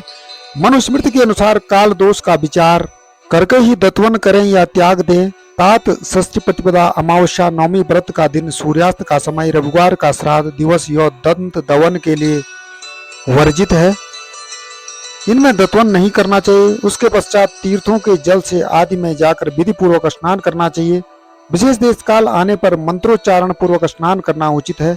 स्नान के पश्चात पहले आचमन करके वह वस्त्र धारण करें, फिर सुंदर एकांत स्थान में बैठकर संध्या विधि का अनुष्ठान करें तथा योग्य संध्या विधि का पालन करके पूजा का कार्य आरंभ करें। मन को सुस्थिर करके पूजा गृह में प्रवेश करें। वहां पूजन सामग्री लेकर सुंदर आसन पर बैठें। पहले न्यास आदि करके क्रम से हर महादेव जी की पूजा करें। शिव की पूजा से पहले गणेश जी की, द्वारपालों की और दिक्पालों की भी भली भांति पूजा करके पीछे देवता के लिए पीठ स्थान की कल्पना करें अथवा अष्टदल कमल बनाकर पूजा द्रव्य के समीप बैठें और उस कमल पर ही भगवान शिव को आसीन करें। तत्पश्चात 3 आचमन करके पुनः दोनों हाथ धोकर 3 प्राणायाम करके मध्यम प्रणव अर्थात कुंभक करते समय त्रिनेत्रधारी भगवान शिव का इस प्रकार ध्यान करें। उनके 5 मुख है, 10 भुजाएं हैं, शुद्ध स्फटिक के समान कांति है। सब प्रकार के आभूषण उनके श्री अंगों को विभूषित करते हैं तथा वे व्याघ्र चर्म की चादर ओढ़े हुए हैं। इस तरह ध्यान करके यह भावना करें कि मुझे भी इनके समान ही रूप प्राप्त हो जाए। ऐसी भावना करके मनुष्य सदा के लिए अपने पाप को भस्म कर डाले। इस प्रकार भावना द्वारा शिव का ही शरीर धारण करके उन परमेश्वर की पूजा करें। शरीर शुद्धि करके मलमूत्र का क्रमशः न्यास करें अथवा सर्वत्र प्रणव से ही साष्टांग न्यास करें। ओम अद इत्यादि रूप से संकल्प वाक्य का प्रयोग करके फिर पूजा का आरंभ करें। पाद, अर्घ और आचमन के लिए पात्रों को तैयार करके रखें। बुद्धिमान पुरुष विधि पूर्वक भिन्न भिन्न प्रकार के 9 कलश स्थापित करें। उन्हें कुशाओं से ढक कर रखें और कुशाओं से ही जल लेकर उन सबका प्रोक्षण करें। तत्पश्चात उन सभी पात्रों में शीतल जल डालें। खस और चंदन को वाद पात्र में रखें। चमेली के फूल, शीतल चीनी, कपूर, बड़ की जड़ और तमाल, इन सब को यथोचित रूप से कूट पीस कर चूर्ण बना लें और आत्मनीय के पात्र में डालें। इलायची और चंदन को तो सभी पात्रों में डालना चाहिए। देवादिदेव महादेव जी के पार्श्व भाग में नंदीश्वर का पूजन करें। गंध, धूप और भांति भांति के दीपों द्वारा शिव की पूजा करें। फिर लिंग शुद्धि करके मनुष्य प्रसन्नता पूर्वक मंत्र समूह के आदि में प्रणव तथा अंत में नमो पद जोड़ करके उनके द्वारा इस देव के लिए यथोचित आसन की कल्पना करें। फिर प्रणव से पद्मासन की कल्पना करके यह भावना करें कि इस कमल का पूर्व दल साक्षात अणिमा नामक ऐश्वर्य रूप तथा अविनाशी है। दक्षिणा दल लगिमा है और पश्चिमी दल महिमा है। उत्तर दल प्राप्ति है। अग्निकोण का दल प्राकर्म्य है। नेतृत्व कोण का दल ईशुत्व है। वायव्य कोण का दल वशित्व है। ईशान कोण का दल सर्वज्ञत है। और उस कमल की कर्णिका को सोम कहा जाता है।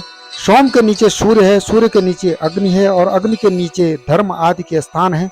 क्रमशः से ऐसी कल्पना करने के पश्चात चारों दिशाओं में अव्यक्त मैं तत्व अहंकार और उसके विकारों की कल्पना करें।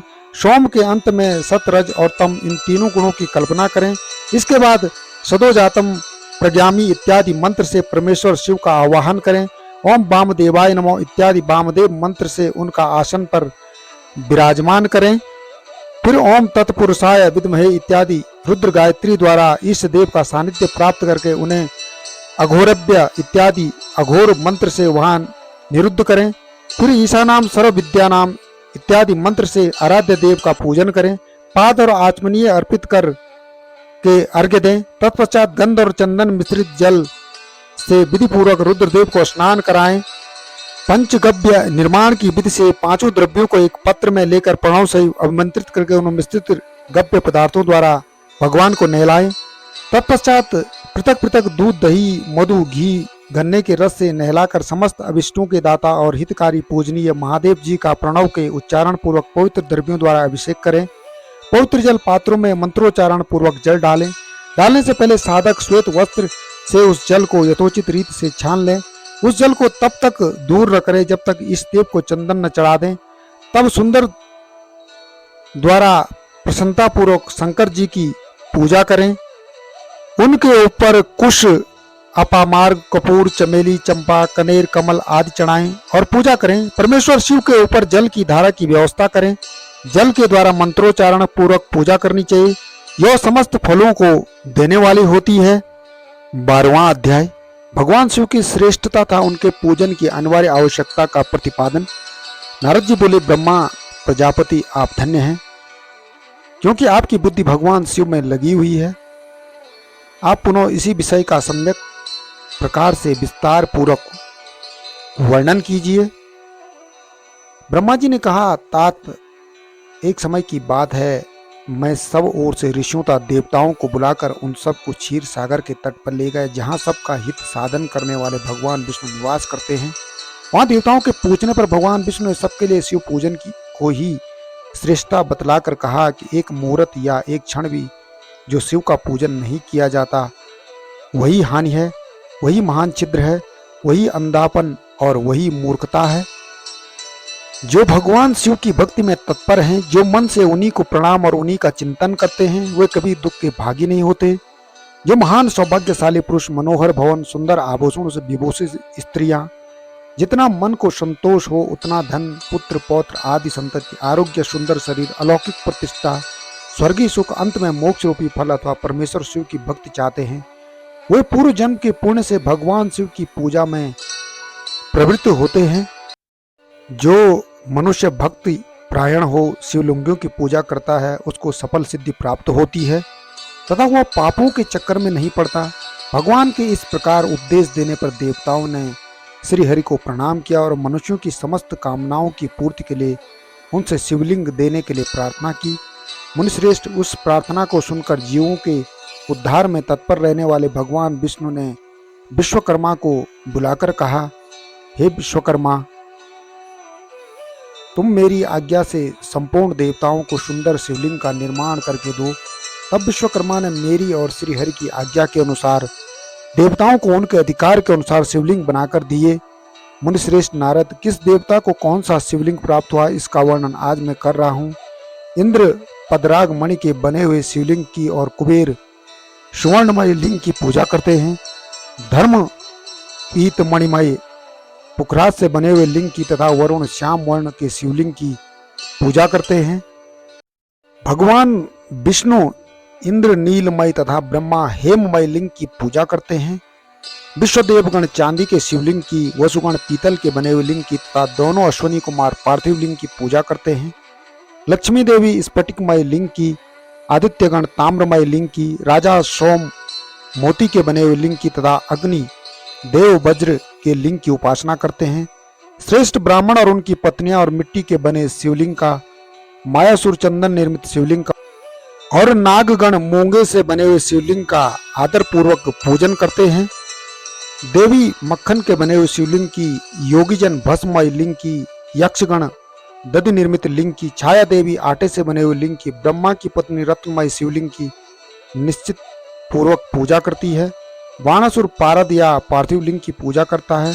दूसरे लोग भी ऐसा ही करते हैं। ऐसे शिवलिंग बनाकर विश्वकर्मा ने विभिन्न लोगों को दिए तथा वे सब देवता और ऋषि उन लिंगों की पूजा करते हैं।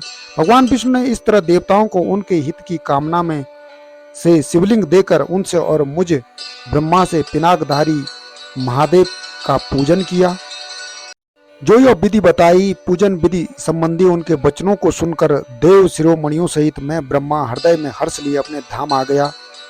मुनि, वहां आकर मैंने समस्त देवताओं और ऋषियों की शिव पूजा की उत्तम विधि बताई, जो संपूर्ण अभिष्ट वस्तुओं को देने वाली है। उस समय मुझे ब्रह्मा ने कहा, देवताओं सहित समस्त ऋषियों, तुम प्रेम प्रायण होकर सुनो। मैं प्रसन्नता पूर्वक तुमसे शिव पूजन की उस विधि का वर्णन करता हूँ जो भोग और मोक्ष देने वाली है।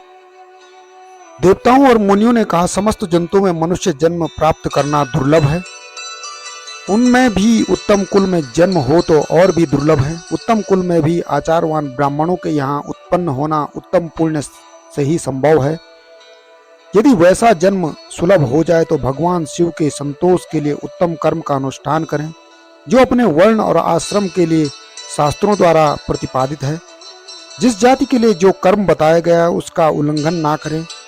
जितनी संपत्ति हो उसके अनुसार ही दान करें। कर्ममय सहस्रों यज्ञों से तपो यज्ञ बढ़कर है। सहस्रों तपो यज्ञ से जप यज्ञ का महत्व अधिक है। ध्यान यज्ञ से बढ़कर कोई वस्तु नहीं है। ध्यान ज्ञान का साधन है। क्योंकि योगी ध्यान के द्वारा अपने इष्ट देव समर्थ शिव का साक्षात्कार करता है। ध्यान यज्ञ में तत्पर रहने वाले उपासक के लिए भगवान शिव सदा ही सन्निहित हैं। जो विज्ञान से संपन्न है, उन पुरुषों की शुद्धि के लिए किसी प्रायश्चित की आवश्यकता नहीं है। मनुष्य को जब तक ज्ञान की प्राप्ति न हो, तब तक वह विश्वास दिलाने के लिए कर्म से ही भगवान शिव की आराधना करे। जगत के लोगों को एक ही परमात्मा अनेक रूपों में अव्यक्त हो रहा है। एकमात्र भगवान सूर्य एक स्थान में रहकर भी जलाशय आदि विभिन्न वस्तुओं में अनेक से दिखते हैं। देवताओं संसार में जो जो सत्य या असत्य वस्तु देखी या सुनी जाती है, वो सब पर ब्रह्मा शिव स्वरूप ही है। ऐसा समझो, जब तक तत्व ज्ञान ना हो जाए तब तक प्रतिमा की पूजा आवश्यक है। ज्ञान के अभाव में जो भी प्रतिमा पूजा की अवहेलना करता है, उसका पतन निश्चित ही है। इसलिए ब्राह्मणों, यह यथार्थ बात सुनो। अपनी जाति के लिए जो कर्म बताया गया है, उसका प्रयत्न पूर्वक पालन करना चाहिए। जहाँ जहाँ यथावत भक्ति हो, उस आराध्य देव का पूजन आदि अवश्य करना चाहिए, क्योंकि पूजन और दान आदि के बिना पातक दूर नहीं होते। जैसे मैले कपड़ों में रंग बहुत अच्छा नहीं चढ़ता, परंतु जब उसको धोकर स्वच्छ कर लिया जाता है, तब उस पर रंग अच्छी तरह चढ़ते हैं।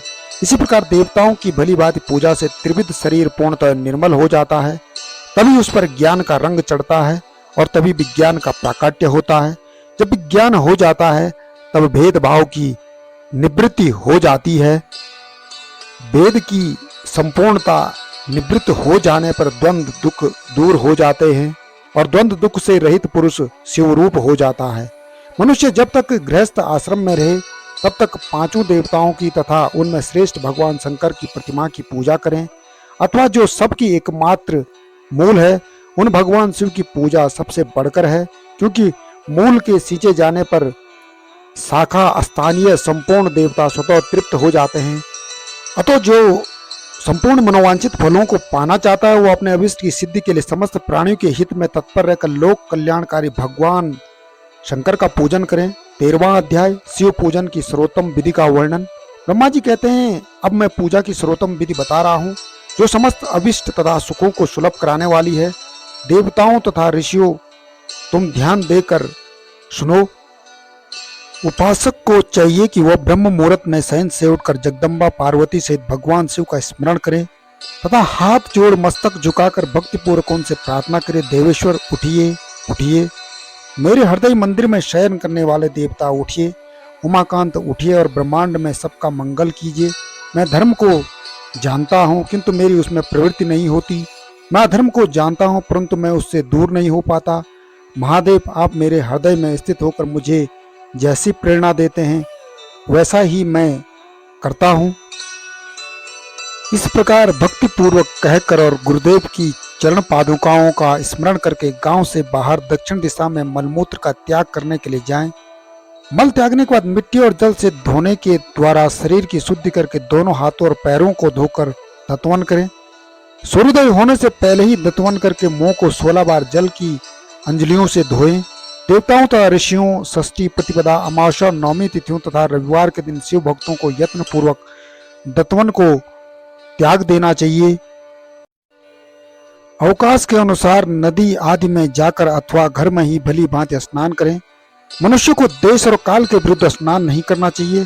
रविवार, श्राद्ध, संक्रांति, ग्रहण, महादान, तीर्थ, उपवास दिवस अथवा अशौच प्राप्त होने पर मनुष्य गर्म जल से स्नान न करे। शिव भक्त मनुष्य तीर्थ आदि में प्रवाह के सम्मुख होकर स्नान करें। जो नहाने के पहले तेल लगाना चाहिए, उसे भीत निषिद्ध दिनों का विचार करके ही तैल्याभंग करना चाहिए। जो प्रतिदिन नियम पूर्वक तेल लगाता हो, उसके लिए किसी दिन भी तैल्याभंग दूषित नहीं है, अथवा जो तेल इत्र आदि से वासित हो, उसका लगाना किसी दिन भी दूषित नहीं है। सरसों का तेल ग्रहण को छोड़कर दूसरे किसी भी दिन दूषित नहीं होता। इस तरह देश काल का विचार करके ही विधि पूर्वक स्नान करें। स्नान के समय अपने मुख को उत्तर अथवा पूर्व की ओर रखना चाहिए। उच्छिष्ट वस्त्र का उपयोग कभी न करें। शुद्ध वस्त्र से इष्ट देव के स्मरण पूर्वक स्नान करें। जिस वस्त्र को दूसरे ने धारण किया हो अथवा जो दूसरों के पहनने की वस्तु था, जिसे स्वयं रात में धारण किया गया हो, वह वस्त्र उच्छिष्ट कहलाता है। उससे तभी स्नान किया जा सकता है जब उसे धो लिया गया हो। स्नान के पश्चात देवताओं, ऋषियों तथा पितरों को तृप्ति देने वाला स्नानांग तर्पण करना चाहिए। उसके बाद धुला हुआ वस्त्र पहनने और आचमन करें। तदनंतर गोबर आदि से लीप पोत कर स्वच्छ किए हुए शुद्ध स्थान में जहाँ सुंदर आसन की व्यवस्था करें, वह आसन विशुद्ध काष्ठ का बना हुआ, पूरा फैला हुआ तथा विचित्र होना चाहिए। ऐसा आसन संपूर्ण अभिष्ट तथा फलों को देने वाला है। इसके ऊपर बिछाने के लिए यथा योग्य मृग चर्म अधिग्रहण करें। शुद्ध बुद्धि वाला पुरुष उस आसन पर बैठकर भस्म से त्रिपुंड लगाएं। त्रिपुंड से जप तप और दान सफल होता है। भस्म के अभाव में त्रिपुंड का साधन जल आदि बताया गया है। इस तरह त्रिपुंड करके मनुष्य रुद्राक्ष धारण करें और अपने नित्य कर्म का संपादन करके फिर शिव की आराधना करें। तत्पश्चात 3 बार मंत्रोच्चारण पूर्वक आचमन करें। फिर वहां शिव की पूजा के लिए अन्न और जल लाकर रखें। दूसरी ओर कोई भी जो वस्तु आवश्यक हो उसे यथाशक्ति जुटाकर अपने पास रखें। इस प्रकार पूजन सामग्री का संग्रह करके वहां धैर्य पूर्वक स्थिर भाव से बैठें। फिर जल गंध और अक्षत से युक्त एक अर्घ पात्र लेकर उसे दाहिने भाग में रखें। उससे उपचार की सिद्धि होती है। फिर गुरु का स्मरण करके उनकी आज्ञा लेकर विधिवत संकल्प करके अपनी कामना को अलग न रखते हुए पराभक्ति से सपरिवार शिव का पूजन करें। एक मुद्रा दिखाकर सिंदूर आदि उपचारों द्वारा सिद्धि बुद्धि सहित विघ्न हरि गणेश का पूजन करें। लक्ष्य और लाभ से युक्त गणेश जी का पूजन करके उनके नाम के आदि में प्रणव तथा अंत में नमो जोड़कर नाम के साथ चतुर्थी विभक्ति का प्रयोग करते हुए नमस्कार करें। यथा ओम गणपतये नमो अथवा ओम लक्षला भूताय सिद्धि बुद्धि सहिताय गणाधिपतिये नमो। तदंतर उससे क्षमा प्रार्थना करके पुनः भाई कार्तिकेय सहित गणेश जी का प्राभक्ति से पूजन करके उन्हें बारंबार नमस्कार करें। तत्पश्चात सदा द्वार पर खड़े रहने वाले द्वारपाल महोदय का पूजन करके सती साध्वी गिरिजा नंदनी उमा की पूजा करें। चंदन कुमकुम तथा धूप दीप आदि अनेक उपचारों द्वारा नाना प्रकार के नैवेद्यों से शिवा का पूजन करके नमस्कार करने के पश्चात साधक शिव जी के समीप जाएं। यथासंभव अपने घर में मिट्टी सोना चांदी धातु या अन्य पारे आदि की शिव प्रतिमा बनाएं और उसे नमस्कार करके भक्ति प्रायण हो उसकी पूजा करें। उसकी पूजा हो जाने पर सभी देवता पूजित हो जाते हैं। मिट्टी का शिवलिंग बनाकर विधि पूर्वक उसकी स्थापना करें। अपने घर में रहने वाले लोगों को स्थापना संबंधी सभी नियमों का सर्वथा पालन करना चाहिए। भूत शुद्धि और मात का न्यास कर की प्राण प्रतिष्ठा करें। शिवालय में दिक्पालों की भी स्थापना करके उनकी पूजा करें। घर में सदा मूल मंत्र का प्रयोग करके शिव जी की पूजा करनी चाहिए। वहां द्वारपालों के पूजन का सर्वथा नियम नहीं है। भगवान शिव के समीप ही अपने लिए आसन की व्यवस्था करें। उस समय उत्तराभिमुख बैठकर आचमन करें। उसके बाद दोनों हाथ जोड़कर प्राणायाम करें। प्राणायाम काल में मनुष्य को मूल मंत्र की 10 आवृत्तियां करनी चाहिए। हाथों से 5 मुद्राएं दिखाएं। यह पूजा का आवश्यक अंग है। इन मुद्राओं का प्रदर्शन करके ही मनुष्य पूजा विधि का अनुसरण करें। तदनंतर वहां दीप निवेदन करके गुरु को नमस्कार करें और पद्मासन या भद्रासन बांध कर बैठें अथवा उत्तानासन या पर्यंकानासन का आश्रय लेकर सुखपूर्वक बैठें और पुनः पूजन का प्रयोग करें। फिर अर्घ्य पात्र से उत्तम शिवलिंग का प्रक्षालन करें। मन को भगवान शिव से अन्यत्र न ले जाकर पूजा सामग्री को अपने पास रखकर निम्नांकित मंत्र समूह से महादेव जी का आवाहन करें।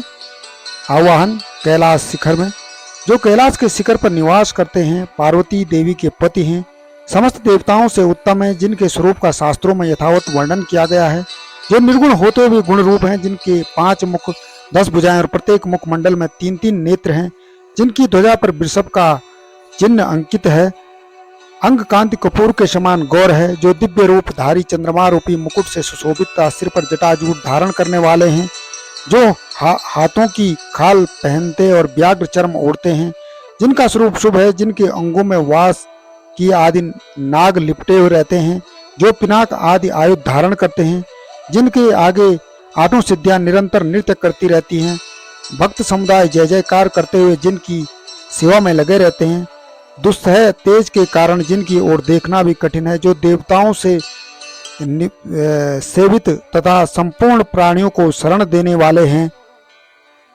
जिनका मुखारबिंद प्रसन्नता से खिला हुआ है, वेदों और शास्त्रों में जिनकी महिमा का यथावत गान किया गया है, विष्णु और ब्रह्मा भी सदा जिनकी स्तुति करते हैं तथा जो परमानंद स्वरूप हैं, उन भक्त वत्सल शंभु शिव को मैं आवाहन करता हूँ।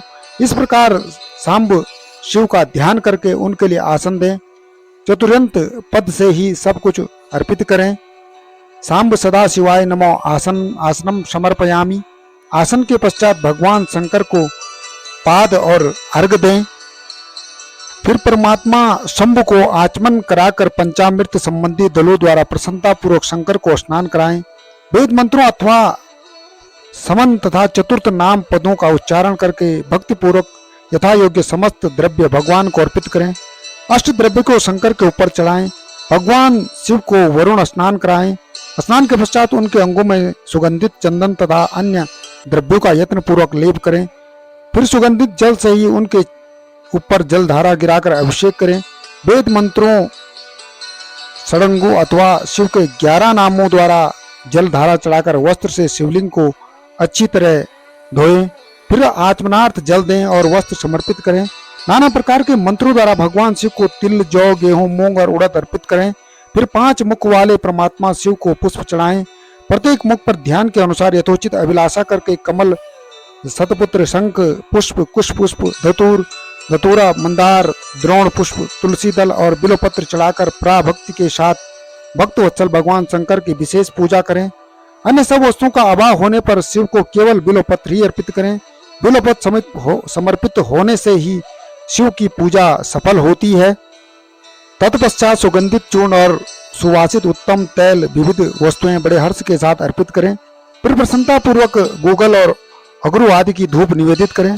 तदनंतर शंकर जी को घी से भरा दीपक दें। उसके बाद निम्नलिखित मंत्र से भक्ति पूर्वक पुनः अर्घ दें और भाव भक्ति से वस्त्र द्वारा उनके मुख का मार्जन करें। अर्घ मंत्र: रूपम देहि यशो देहि भोगम देहि च शंकरो भुक्ति मुक्ति फलम देहि गृहीत्वा अर्घ नमोस्तुते। प्रभु शंकर, आपको नमस्कार है। आप इस अर्घ को स्वीकार करके मुझ रूप दीजिए, यश दीजिए, भोग दीजिए तथा भोग और मोक्ष रूपी फल प्रदान कीजिए। इसके बाद भगवान शिव को भांति भांति के उत्तम नैवेद्य अर्पित करें। नैवेद्य के पश्चात प्रेम पूर्वक आचमन कराएं। तदनंतर सांगोपांग तांबूल बनाकर शिव को समर्पित करें। फिर 5 बत्ती की आरती बनाकर भगवान को दिखाएं। उसकी संख्या इस प्रकार है: पैरों में 4 बार, नाभि मंडल को सामने 2 बार, मुख के समक्ष 1 बार तथा संपूर्ण अंगों में 7 बार आरती दिखाएं। तत्पश्चात नाना प्रकार के स्रोतों द्वारा प्रेम पूर्वक भगवान वृषभ ध्वज की स्तुति करें। तदनंतर धीरे धीरे शिव की परिक्रमा करें। परिक्रमा के बाद भक्त पुरुष साष्टांग प्रणाम करें और निम्नलिखित मंत्र से भक्ति पूर्वक पुष्पांजलि दें। पुष्पांजलि मंत्र: शंकर, मैंने अज्ञान से या जानबूझकर जो पूजन आदि किया है वो आपकी कृपा से सफल हो। मूड में आपका हूँ, मेरे प्राण सदा आप में लगे हुए हैं, मेरा चित्त सदा आपका ही चिंतन करता है। ऐसा जानकर हे गौरीनाथ, भूतनाथ, आप मुझ पर प्रसन्न होइए। प्रभु, धरती पर जिनके पैर लड़खड़ा जाते हैं उनके लिए भूमि ही सहारा है। उसी प्रकार जिन्होंने आपके प्रति अपराध किए हैं उनके लिए भी आप ही शरणदाता हैं। इत्यादि रूप से बहुत बहुत प्रार्थना करके उत्तम विधि से पुष्पांजलि अर्पित करने के पश्चात पुनः भगवान को नमस्कार करें। फिर निम्नांकित मंत्र से विसर्जन करना चाहिए। देवेश्वर प्रभु, आप परिवार सहित अपने स्थान पर पधारें। नाथ, जब पूजा का समय हो तब पुनः आप यहाँ सादर पदार्पण करें। इस प्रकार भक्त वत्सल शंकर की बारंबार प्रार्थना करके उनका विसर्जन करें और उस जल को अपने हृदय में लगाएं तब मस्तक पर चढ़ाएं। इस तरह मैंने शिव पूजन की सारी विधि बता दी है जो भोग और मोक्ष देने वाली है। अब और क्या सुनना चाहते हैं? 14वां अध्याय: विभिन्न पुष्पों और जल आदि की धाराओं से शिवजी की पूजा का महत्व। ब्रह्मा जी बोले, नारद, जो लक्ष्मी प्राप्ति की इच्छा करता हो वह कमल, बिल्वपत्र, शतपत्र और शंख पुष्प से भगवान शिव की पूजा करें। ब्रह्मा, यदि 1 लाख की संख्या में पुष्पों द्वारा भगवान शिव की पूजा संपन्न हो जाए तो सारे पापों का नाश होता है और लक्ष्मी की प्राप्ति हो जाती है, इसमें कोई संशय नहीं है। प्राचीन पुरुषों ने 20 कमलों का एक प्रस्थ बताया है। 1 सहस्त्र बिल्वपत्रों को भी एक प्रस्थ कहा गया है। 1 सहस्त्र शतपत्र से आधे प्रस्थ की परिभाषा की गई है। 16 पलों का एक प्रस्थ होता है और 10 टकों का एक पल। इस मान से पुष्प, पत्र आदि को तोलना चाहिए। जब पूर्वोक्त मान से शिव की पूजा हो जाती है तब मनुष्य अपने अभिष्ट को प्राप्त कर लेता है। यदि उनके मन में कोई कामना न हो तो वह उक्त पूजन से शिव स्वरूप हो जाता है। मृत्युंजय मंत्र का जब 5 लाख जब पूरा हो जाता है तब भगवान शिव प्रत्यक्ष दर्शन देते हैं। 1 लाख जप से शरीर की शुद्धि होती है दूसरे लाख के जप से पूर्व जन्म की बातों का आभास होता है। तीसरे लाख जप पूर्ण होने पर संपूर्ण वस्तुएं प्राप्त होती है। 4 लाख का जप होने पर स्वप्न में भगवान शिव का दर्शन होता है और 5 लाख का जप जो ही पूरा होता है भगवान शिव उपासक के सम्मुख तत्काल उपस्थित हो जाते हैं। इसी मंत्र का 10 लाख जप हो जाए तो संपूर्ण फल की सिद्धि प्राप्त हो जाती है। जो मोक्ष की अभिलाषा रखता है वह 1 लाख दर्भों द्वारा शिव का पूजन करे। मुनिश्रेष्ठ सर्वत्र लाख की संख्या समझनी चाहिए। आय की इच्छा वाला पुरुष 1 लाख दुर्वा द्वारा पूजन करे। जिसे पुत्र की अभिलाषा हो धतूरे के 1 लाख फूलों से पूजा करे। लाल डंठल वाला धतूरा पूजन में शुभदायक माना गया है। अगस्त्य के 1 लाख फूलों से पूजा करने वाले पुरुष को महान यश की प्राप्ति होती है। यदि तुलसी दल से शिव की पूजा करें तो उपासक को भोग और मोक्ष दोनों सुलभ होते हैं। लाल और सफेद आंख, अपामार्ग और श्वेत कमल के 1 लाख फूलों द्वारा पूजा करने से भी उसी फल, भोग और मोक्ष की प्राप्ति होती है। जपा के 1 लाख पुष्पों की पूजा शत्रु को मृत्यु देने वाली होती है। करवीर के 1 लाख फूल यदि उपयोग में लाए जाए तो रोगों का उच्चाटन करने वाले होते हैं। बंदूक के फूलों द्वारा पुष्प पूजन करने से आभूषण की प्राप्ति होती है। चमेली की पूजा करके मनुष्य वाहन उपलब्ध करता है, इसमें कोई संशय नहीं है। अलसी के फूलों से महादेव जी का पूजन करने वाला पुरुष भगवान विष्णु को प्रिय होता है। समी पत्रों से पूजा करके मनुष्य मोक्ष को प्राप्त कर लेता है। बेला के फूल चढ़ाने पर भगवान शिव शुभ लक्षणा पत्नी प्रदान करते हैं। जूही के फूलों से पूजन करने पर अन्न की कमी नहीं होती। कनेर के फूलों से वस्त्र की प्राप्ति होती है। सैदवारी या सैपाली से शिव का पूजन किया जाए तो मन निर्मल होता है। 1 लाख बिल्वपत्र चढ़ाने पर मनुष्य अपनी सारी काम्य वस्तुएं प्राप्त कर लेता है।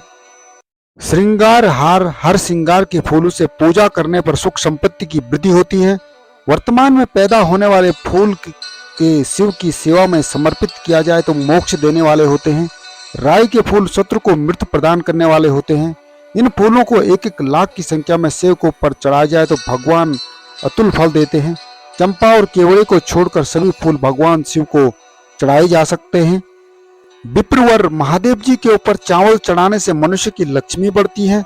यह चावल अखंडित होने चाहिए और उत्तम भक्ति भाव से शिव के ऊपर चढ़ाना चाहिए। रुद्र मंत्र से पूजा करके भगवान शिव के ऊपर बहुत सुंदर वस्त्र चढ़ाएं और उस पर चावल रखकर समर्पित करें तो उत्तम है। भगवान शिव के ऊपर गंध, पुष्प आदि के साथ एक श्रीफल चढ़ाकर धूप आदि निवेदन करें तो पूजा का पूरा फल प्राप्त होता है। वहां शिव के समीप 12 ब्राह्मणों को भोजन कराएं। इससे मंत्र पूर्वक सांगोपांग पूजा संपन्न होती है। यह जो 100 मंत्र जपने की विधि है वो 108 मंत्र जपने का विधान किया गया है। तिलों द्वारा शिव को 1 लाख आहुतियां दी जाए अथवा 1 लाख तिलों से शिव की पूजा की जाए तो वह बड़े से बड़े पातकों का नाश करने वाली होती है। जौ द्वारा की हुई शिव की पूजा स्वर्गीय सुख की वृद्धि करने वाली है। गेहूं के पकवान से भगवान शंकर जी की पूजा सभी उत्तम फल देने वाली है।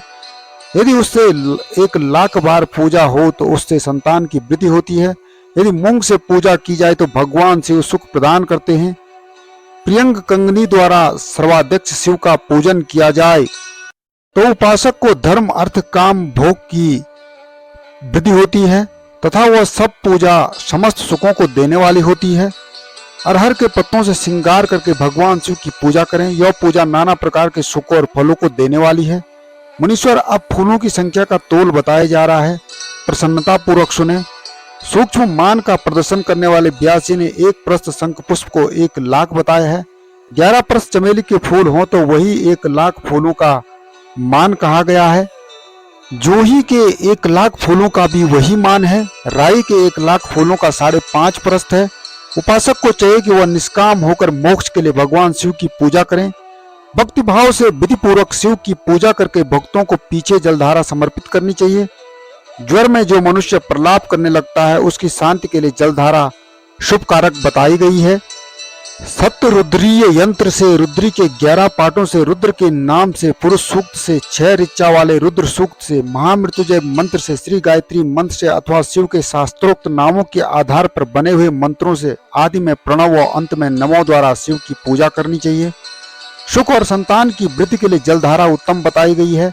वंश का विस्तार होता है। उत्तम भस्म धारण करके उपासक को नाना प्रकार के शुभ दिव्य द्रव्यों द्वारा पूजा की जाए और सहस्रनाम मंत्रों से घी की धारा चढ़ाई जाए।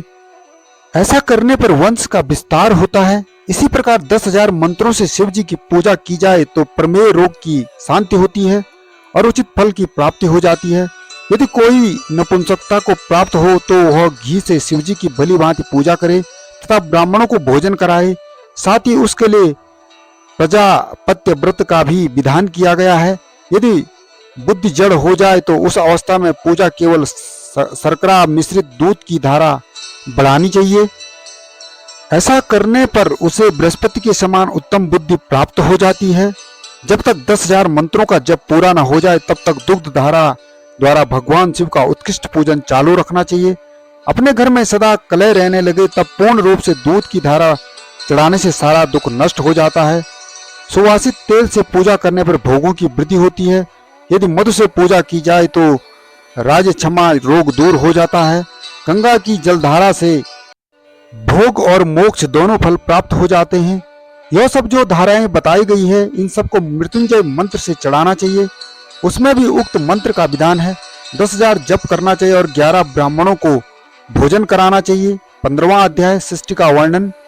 तदनंतर नारद जी के पूछने पर ब्रह्मा जी बोले, मुने हमें पूर्वक तो आदेश देकर जब महादेव जी अंतर्ध्यान हो गए तब मैं उनकी आज्ञा का पालन करने के लिए ध्यान मग्न हो कर्तव्य का विचार करने लगा। उस समय भगवान शंकर को नमस्कार करके श्री हरि से ज्ञान पाकर परमानंद को प्राप्त हो मैंने सृष्टि करने का निश्चय किया। तात भगवान विष्णु भी वहां सदाशिव को प्रणाम करके मुझे आवश्यक उपदेश दे तत्काल अदृश्य हो गए। ब्रह्मांड से बाहर जाकर भगवान शिव की कृपा प्राप्त करके बैकुंठ धाम में जा पहुंचे और सदा वहीं रहने लगे। मैंने सृष्टि की इच्छा से भगवान शिव और विष्णु का स्मरण करके पहले के रचे हुए जल में अपनी अंजलि डालकर जल को ऊपर की ओर उछाला। इससे वहां एक अंड प्रकट हुआ जो 24 तत्वों का समूह कहा जाता है। वह विराट आकार वाला रूप ही था। उसमें चेतन ने देखकर मुझे बड़ा संशय हुआ और मैं अत्यंत कठोर तप करने लगा। 12 वर्षों तक भगवान विष्णु के चिंतन में लगा रहा। वह समय पूर्ण होने पर भगवान श्री हरि स्वयं प्रकट हुए और बड़े प्रेम से मेरे अंगों का स्पर्श करते हुए मुझसे प्रसन्नता पूर्वक बोले। श्री विष्णु ने कहा, ब्राह्मण वर मांगो, मुझे तुम्हारे लिए कुछ भी अदेय नहीं है। भगवान शिव की कृपा से सब कुछ देने में समर्थ हूँ। ब्रह्मा बोले, अर्थात मैंने कहा, महाभाग्य आपने जो मुझ पर कृपा की है वह सर्वथा उचित ही है, क्योंकि भगवान शंकर ने मुझे आपके हाथों में सौंप दिया है।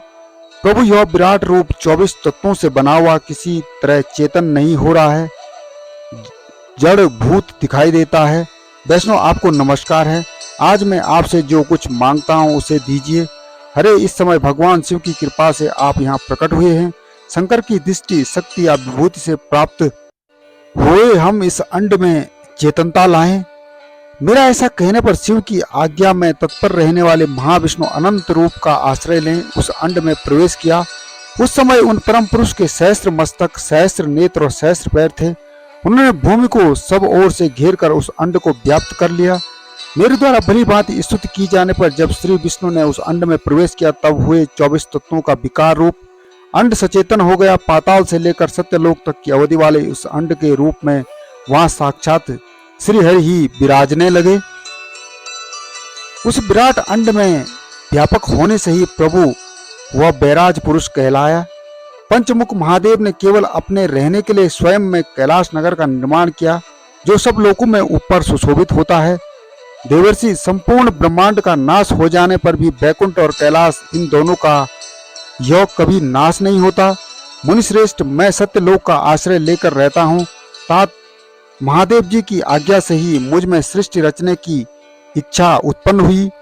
बेटा, जब मैं सृष्टि की इच्छा से चिंतन करने लगा उस समय पहले मुझसे अनजाने में ही पाप पूर्ण तमोगुण सृष्टि का प्रादुर्भाव हुआ, जिसे अविद्या पंचक अथवा पंचपर्वा अविद्या कहते हैं। तदनंतर प्रसन्नचित्त होकर शंभु की आज्ञा से मैं पुनः अनासक्त भाव से सृष्टि का चिंतन करने लगा। उस समय मेरे द्वारा अस्थावर संज्ञक वृक्ष आदि की सृष्टि हुई, जिसे मुख्य सर्ग कहते हैं। यह पहला सर्ग है। उसे देखकर तथा वह अपने लिए पुरुषार्थ का साधन नहीं है, यह जानकर सृष्टि की इच्छा वाले मुझे ब्रह्मा से दूसरा सर्ग प्रकट हुआ, जो दुख से भरा हुआ है। उसका नाम है त्र्यक स्तोत्र। वह सर्ग भी पुरुषार्थ का साधक नहीं था, उसे भी पुरुषार्थ साधन की शक्ति से रहित जान जब मैं पुनः सृष्टि का चिंतन करने लगा, तब मुझसे शीघ्र ही तीसरे सात्विक सर्ग का प्रादुर्भाव हुआ, जिसे उद्धर्व स्त्रोत कहते हैं। वह देव सर्ग के नाम से विख्यात हुआ। देव सर्ग सत्यवादिता अत्यंत दुखदायक है। उसे भी पुरुषार्थ से साधन की रुचि एवं अधिकार से रहित मानकर मैंने अन्य सर्ग के लिए अपने स्वामी श्री शिव का चिंतन आरंभ किया। तब भगवान शंकर की आज्ञा से एक रजोगुण सृष्टि का प्रादुर्भाव हुआ, जिसे अश्व स्त्रोता कहा गया। इस सर्ग के प्राणी मनुष्य हैं, जो पुरुषार्थ साधन के उच्च अधिकारी हैं। तदनंतर महादेव जी की आज्ञा से भूत आदि की सृष्टि हुई। इस प्रकार से मैंने 5 तरह की वैकृत सृष्टि का वर्णन किया है। इसके सिवाय 3 प्राकृत सर्ग भी कहे गए हैं, जो मुझ ब्रह्मा के सानिध्य से प्रकृति से ही प्रकट हुए हैं। इनमें पहला महत्व का सर्ग है, दूसरा सूक्ष्म भूतों का अर्थात तन मात्राओं का सर्ग है, और तीसरा वैकारिक सर्ग कहलाता है। इस तरह यह 3 प्राकृतिक सर्ग हैं। प्राकृत और विकृत दोनों प्रकार के सर्गों को मिलाने से 8 सर्ग होते हैं। इसके सिवा 9वां कौमार सर्ग है, जो प्राकृत और वैकृत भी है। इन सब के अवान्तर भेद का मैं वर्णन नहीं कर सकता, क्योंकि उसका उपयोग बहुत थोड़ा है। अब द्विजात्मक सर्ग का प्रतिपादन करता हूँ। इसी का दूसरा नाम कौमार सर्ग है, जिसमें सनक सनकादिक आदि की महत्वपूर्ण सृष्टि हुई है। सनक आदि मेरे 4 मानस पुत्र हैं, जो मुझे ब्रह्मा के ही समान हैं।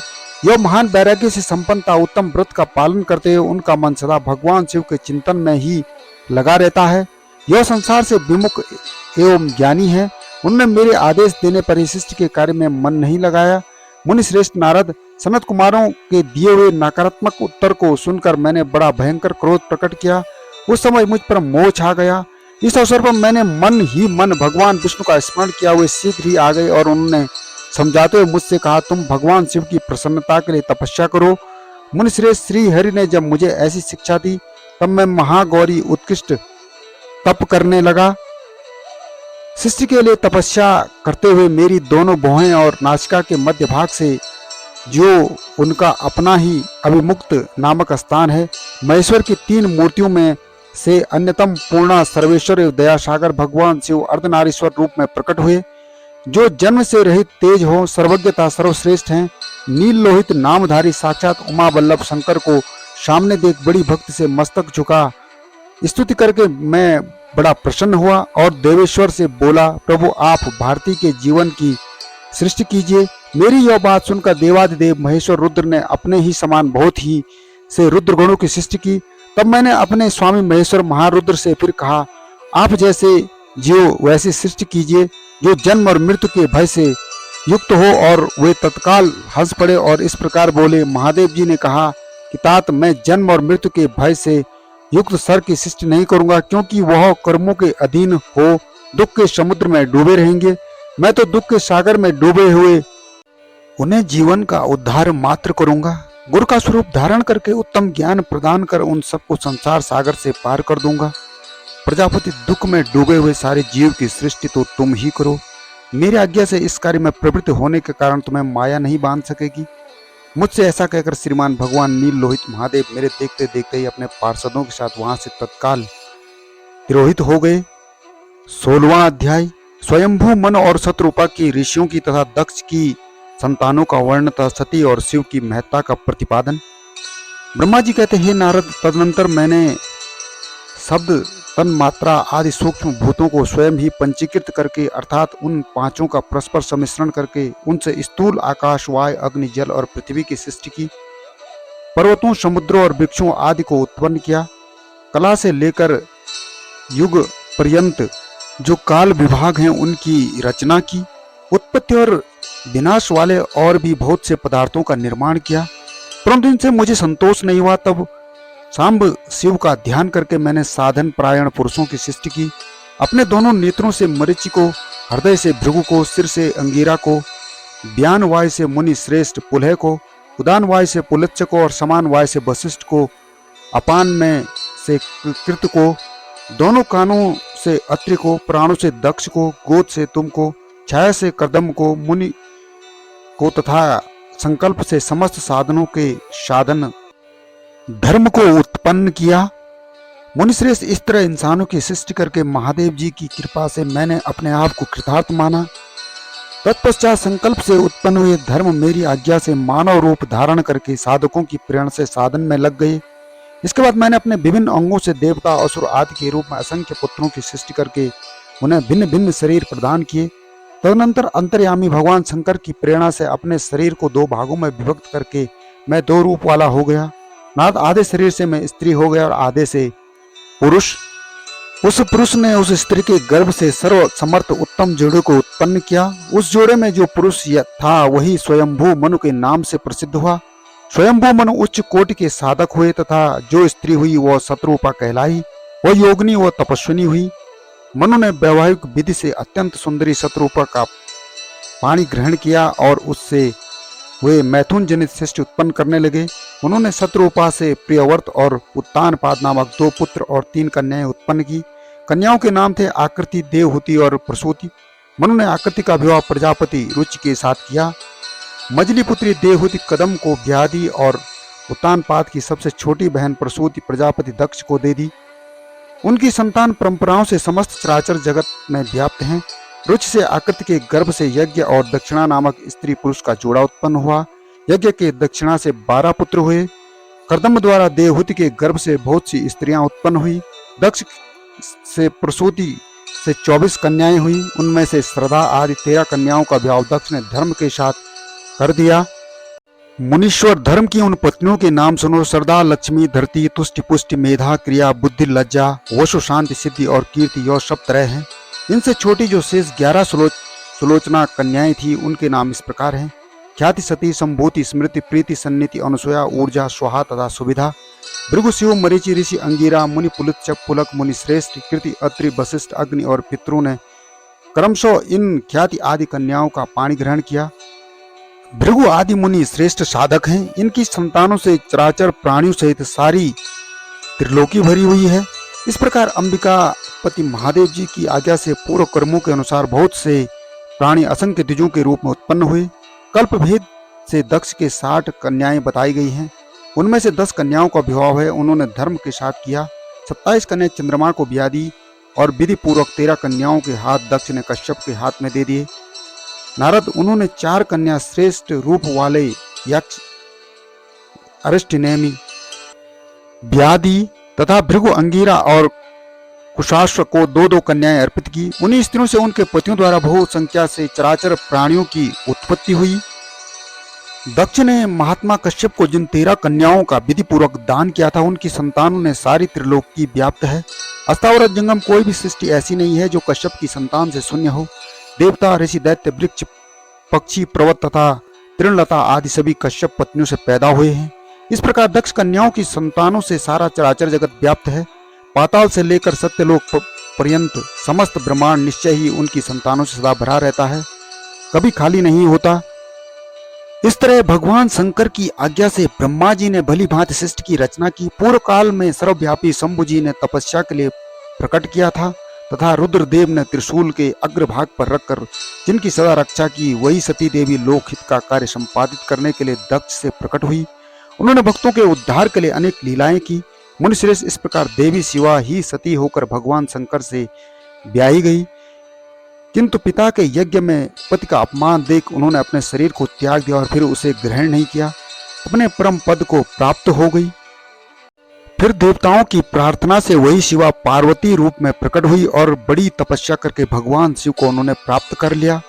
मुनीश्वर, इस जगत में उनके अनेक नाम प्रसिद्ध हैं। उनके कालिका, चंडिका, भद्रा, चामुंडा, विजया, जयंती, भद्रकाली, दुर्गा, भगवती, कामाख्या, कामदा, अंबानी और सर्वमंगला आदि अनेक नाम हैं जो भोग और मोक्ष देने वाले हैं। यह सभी नाम उनके गुण और कर्मों के अनुसार हैं। मुनिश्रेष्ठ, इस प्रकार मैंने शिष्ट कर्म का तुमसे वर्णन किया है।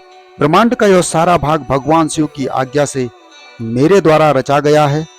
भगवान शिव को परम ब्रह्मा परमात्मा कहा गया है। मैं, विष्णु तथा रुद्र, यह 3 देवता गुण भेद से उनके रूप बताए गए हैं। वे मनोरम शिवलोक में शिवा के साथ स्वच्छंद विहार करते हैं। भगवान शिव स्वतंत्र परमात्मा हैं। वे निर्गुण और सगुण हैं। 17वां अध्याय। यज्ञदत्त कुमार को भगवान शिव की कृपा से कुबेर पद की प्राप्ति था उनकी भगवान शिव के साथ मैत्री। सूत जी कहते हैं, मुनीश्वर ब्रह्मा जी की यह बात सुनकर नारद जी ने विनय पूर्वक उन्हें प्रणाम किया और पुनः पूछा, भगवान भक्तवत्सल भगवान शंकर कैलाश पर्वत पर कब गए और महात्मा कुबेर के साथ उनकी मैत्री कब हुई? परिपूर्ण मंगल विग्रह महादेव जी ने वहां क्या किया, यह सब मुझे बताइए। इसे सुनने के लिए मेरे मन में बड़ा कौतूहल है। ब्रह्मा जी ने कहा, नारद, चंद्रमौली भगवान शंकर के चरित्र का वर्णन करता हूँ। वे कैसे कैलाश पर्वत पर गए और कुबेर की उनके साथ किस प्रकार मैत्री हुई, यह सब सुनाता हूँ। काम्पील नगर में यज्ञदत्त नाम से प्रसिद्ध एक ब्राह्मण रहते थे। बड़े सदाचारी थे।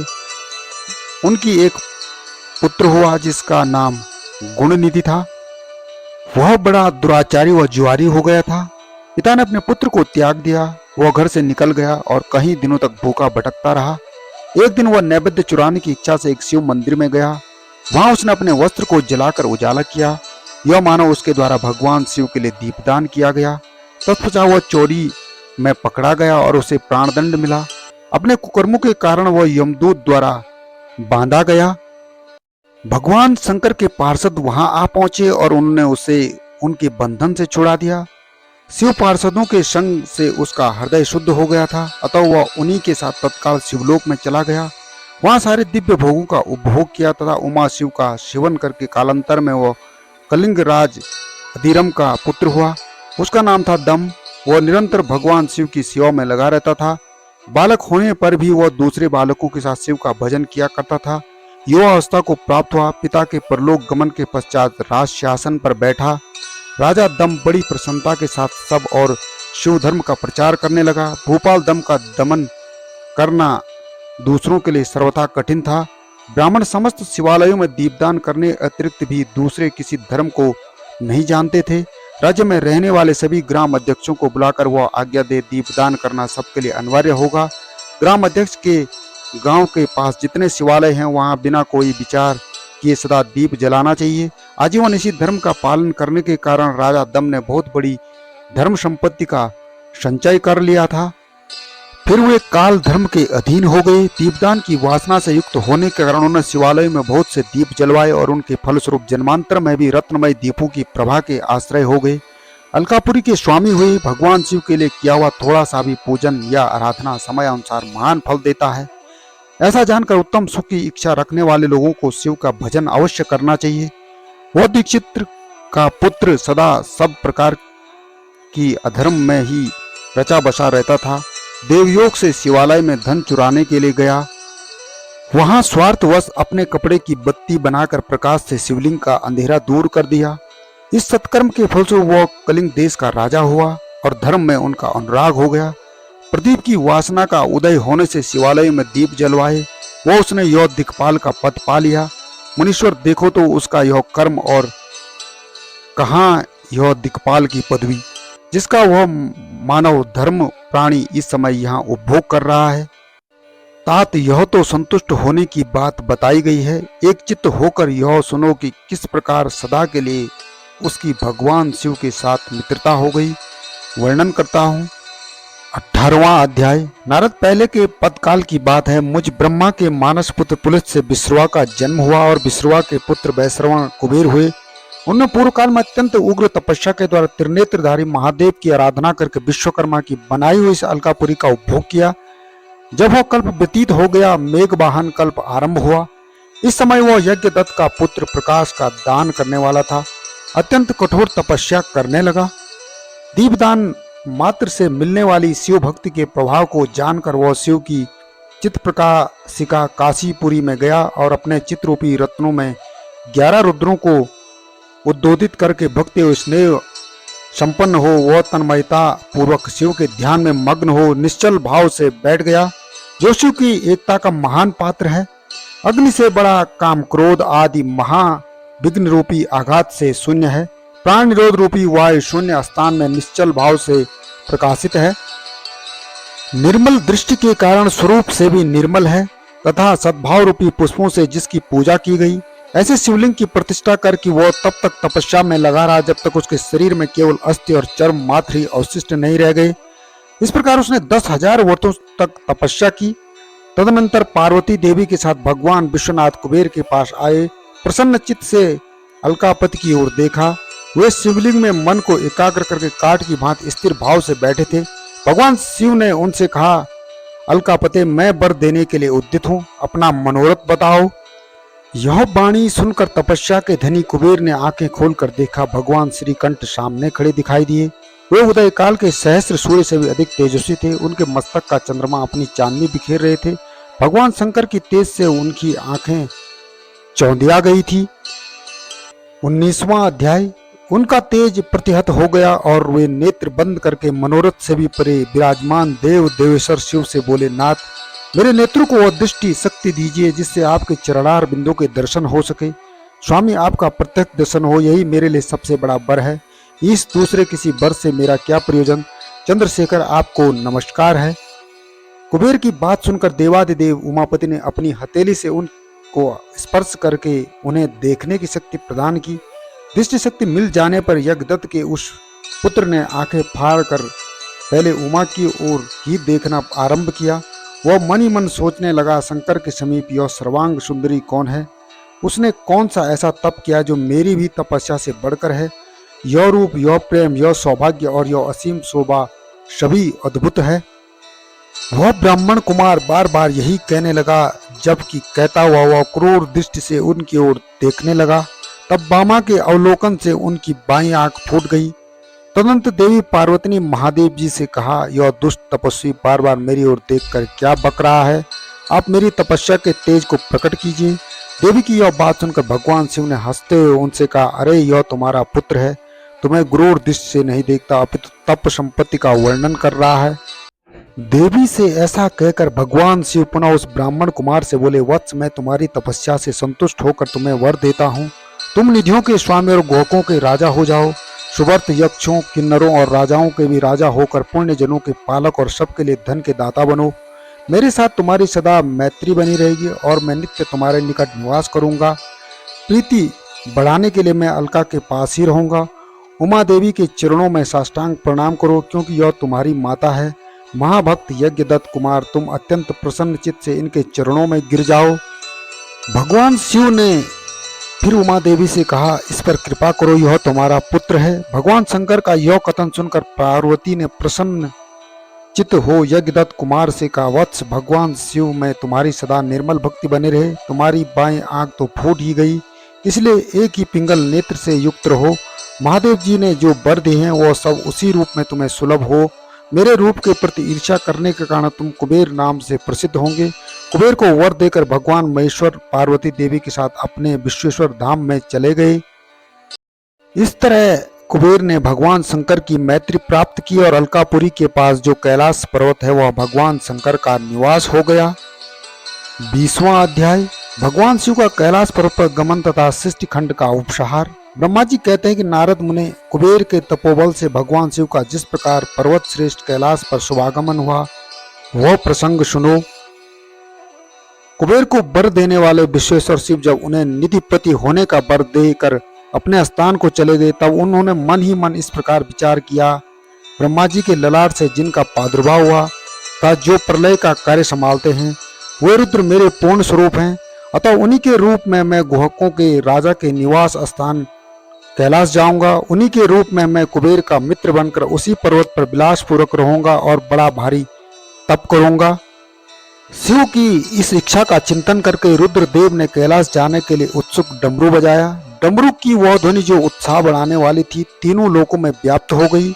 उसका विचित्र एवं गंभीर शब्द आवाहन की गति से युक्त था, अर्थात सुनने वालों को अपने पास आने की प्रेरणा दे रहा था। इस ध्वनि को सुनकर मैं, विष्णु, सभी देवता, ऋषि, मूर्तिमान, आगम और निगम सीधे वहां आ पहुंचे। देवता और असुर आदि सब लोग बड़े उत्साह में भरकर वहां आए। भगवान शिव के सभी पार्षद तथा सर्वलोक वंदिते गणपाल भी जहां कहीं थे वहां आ गए।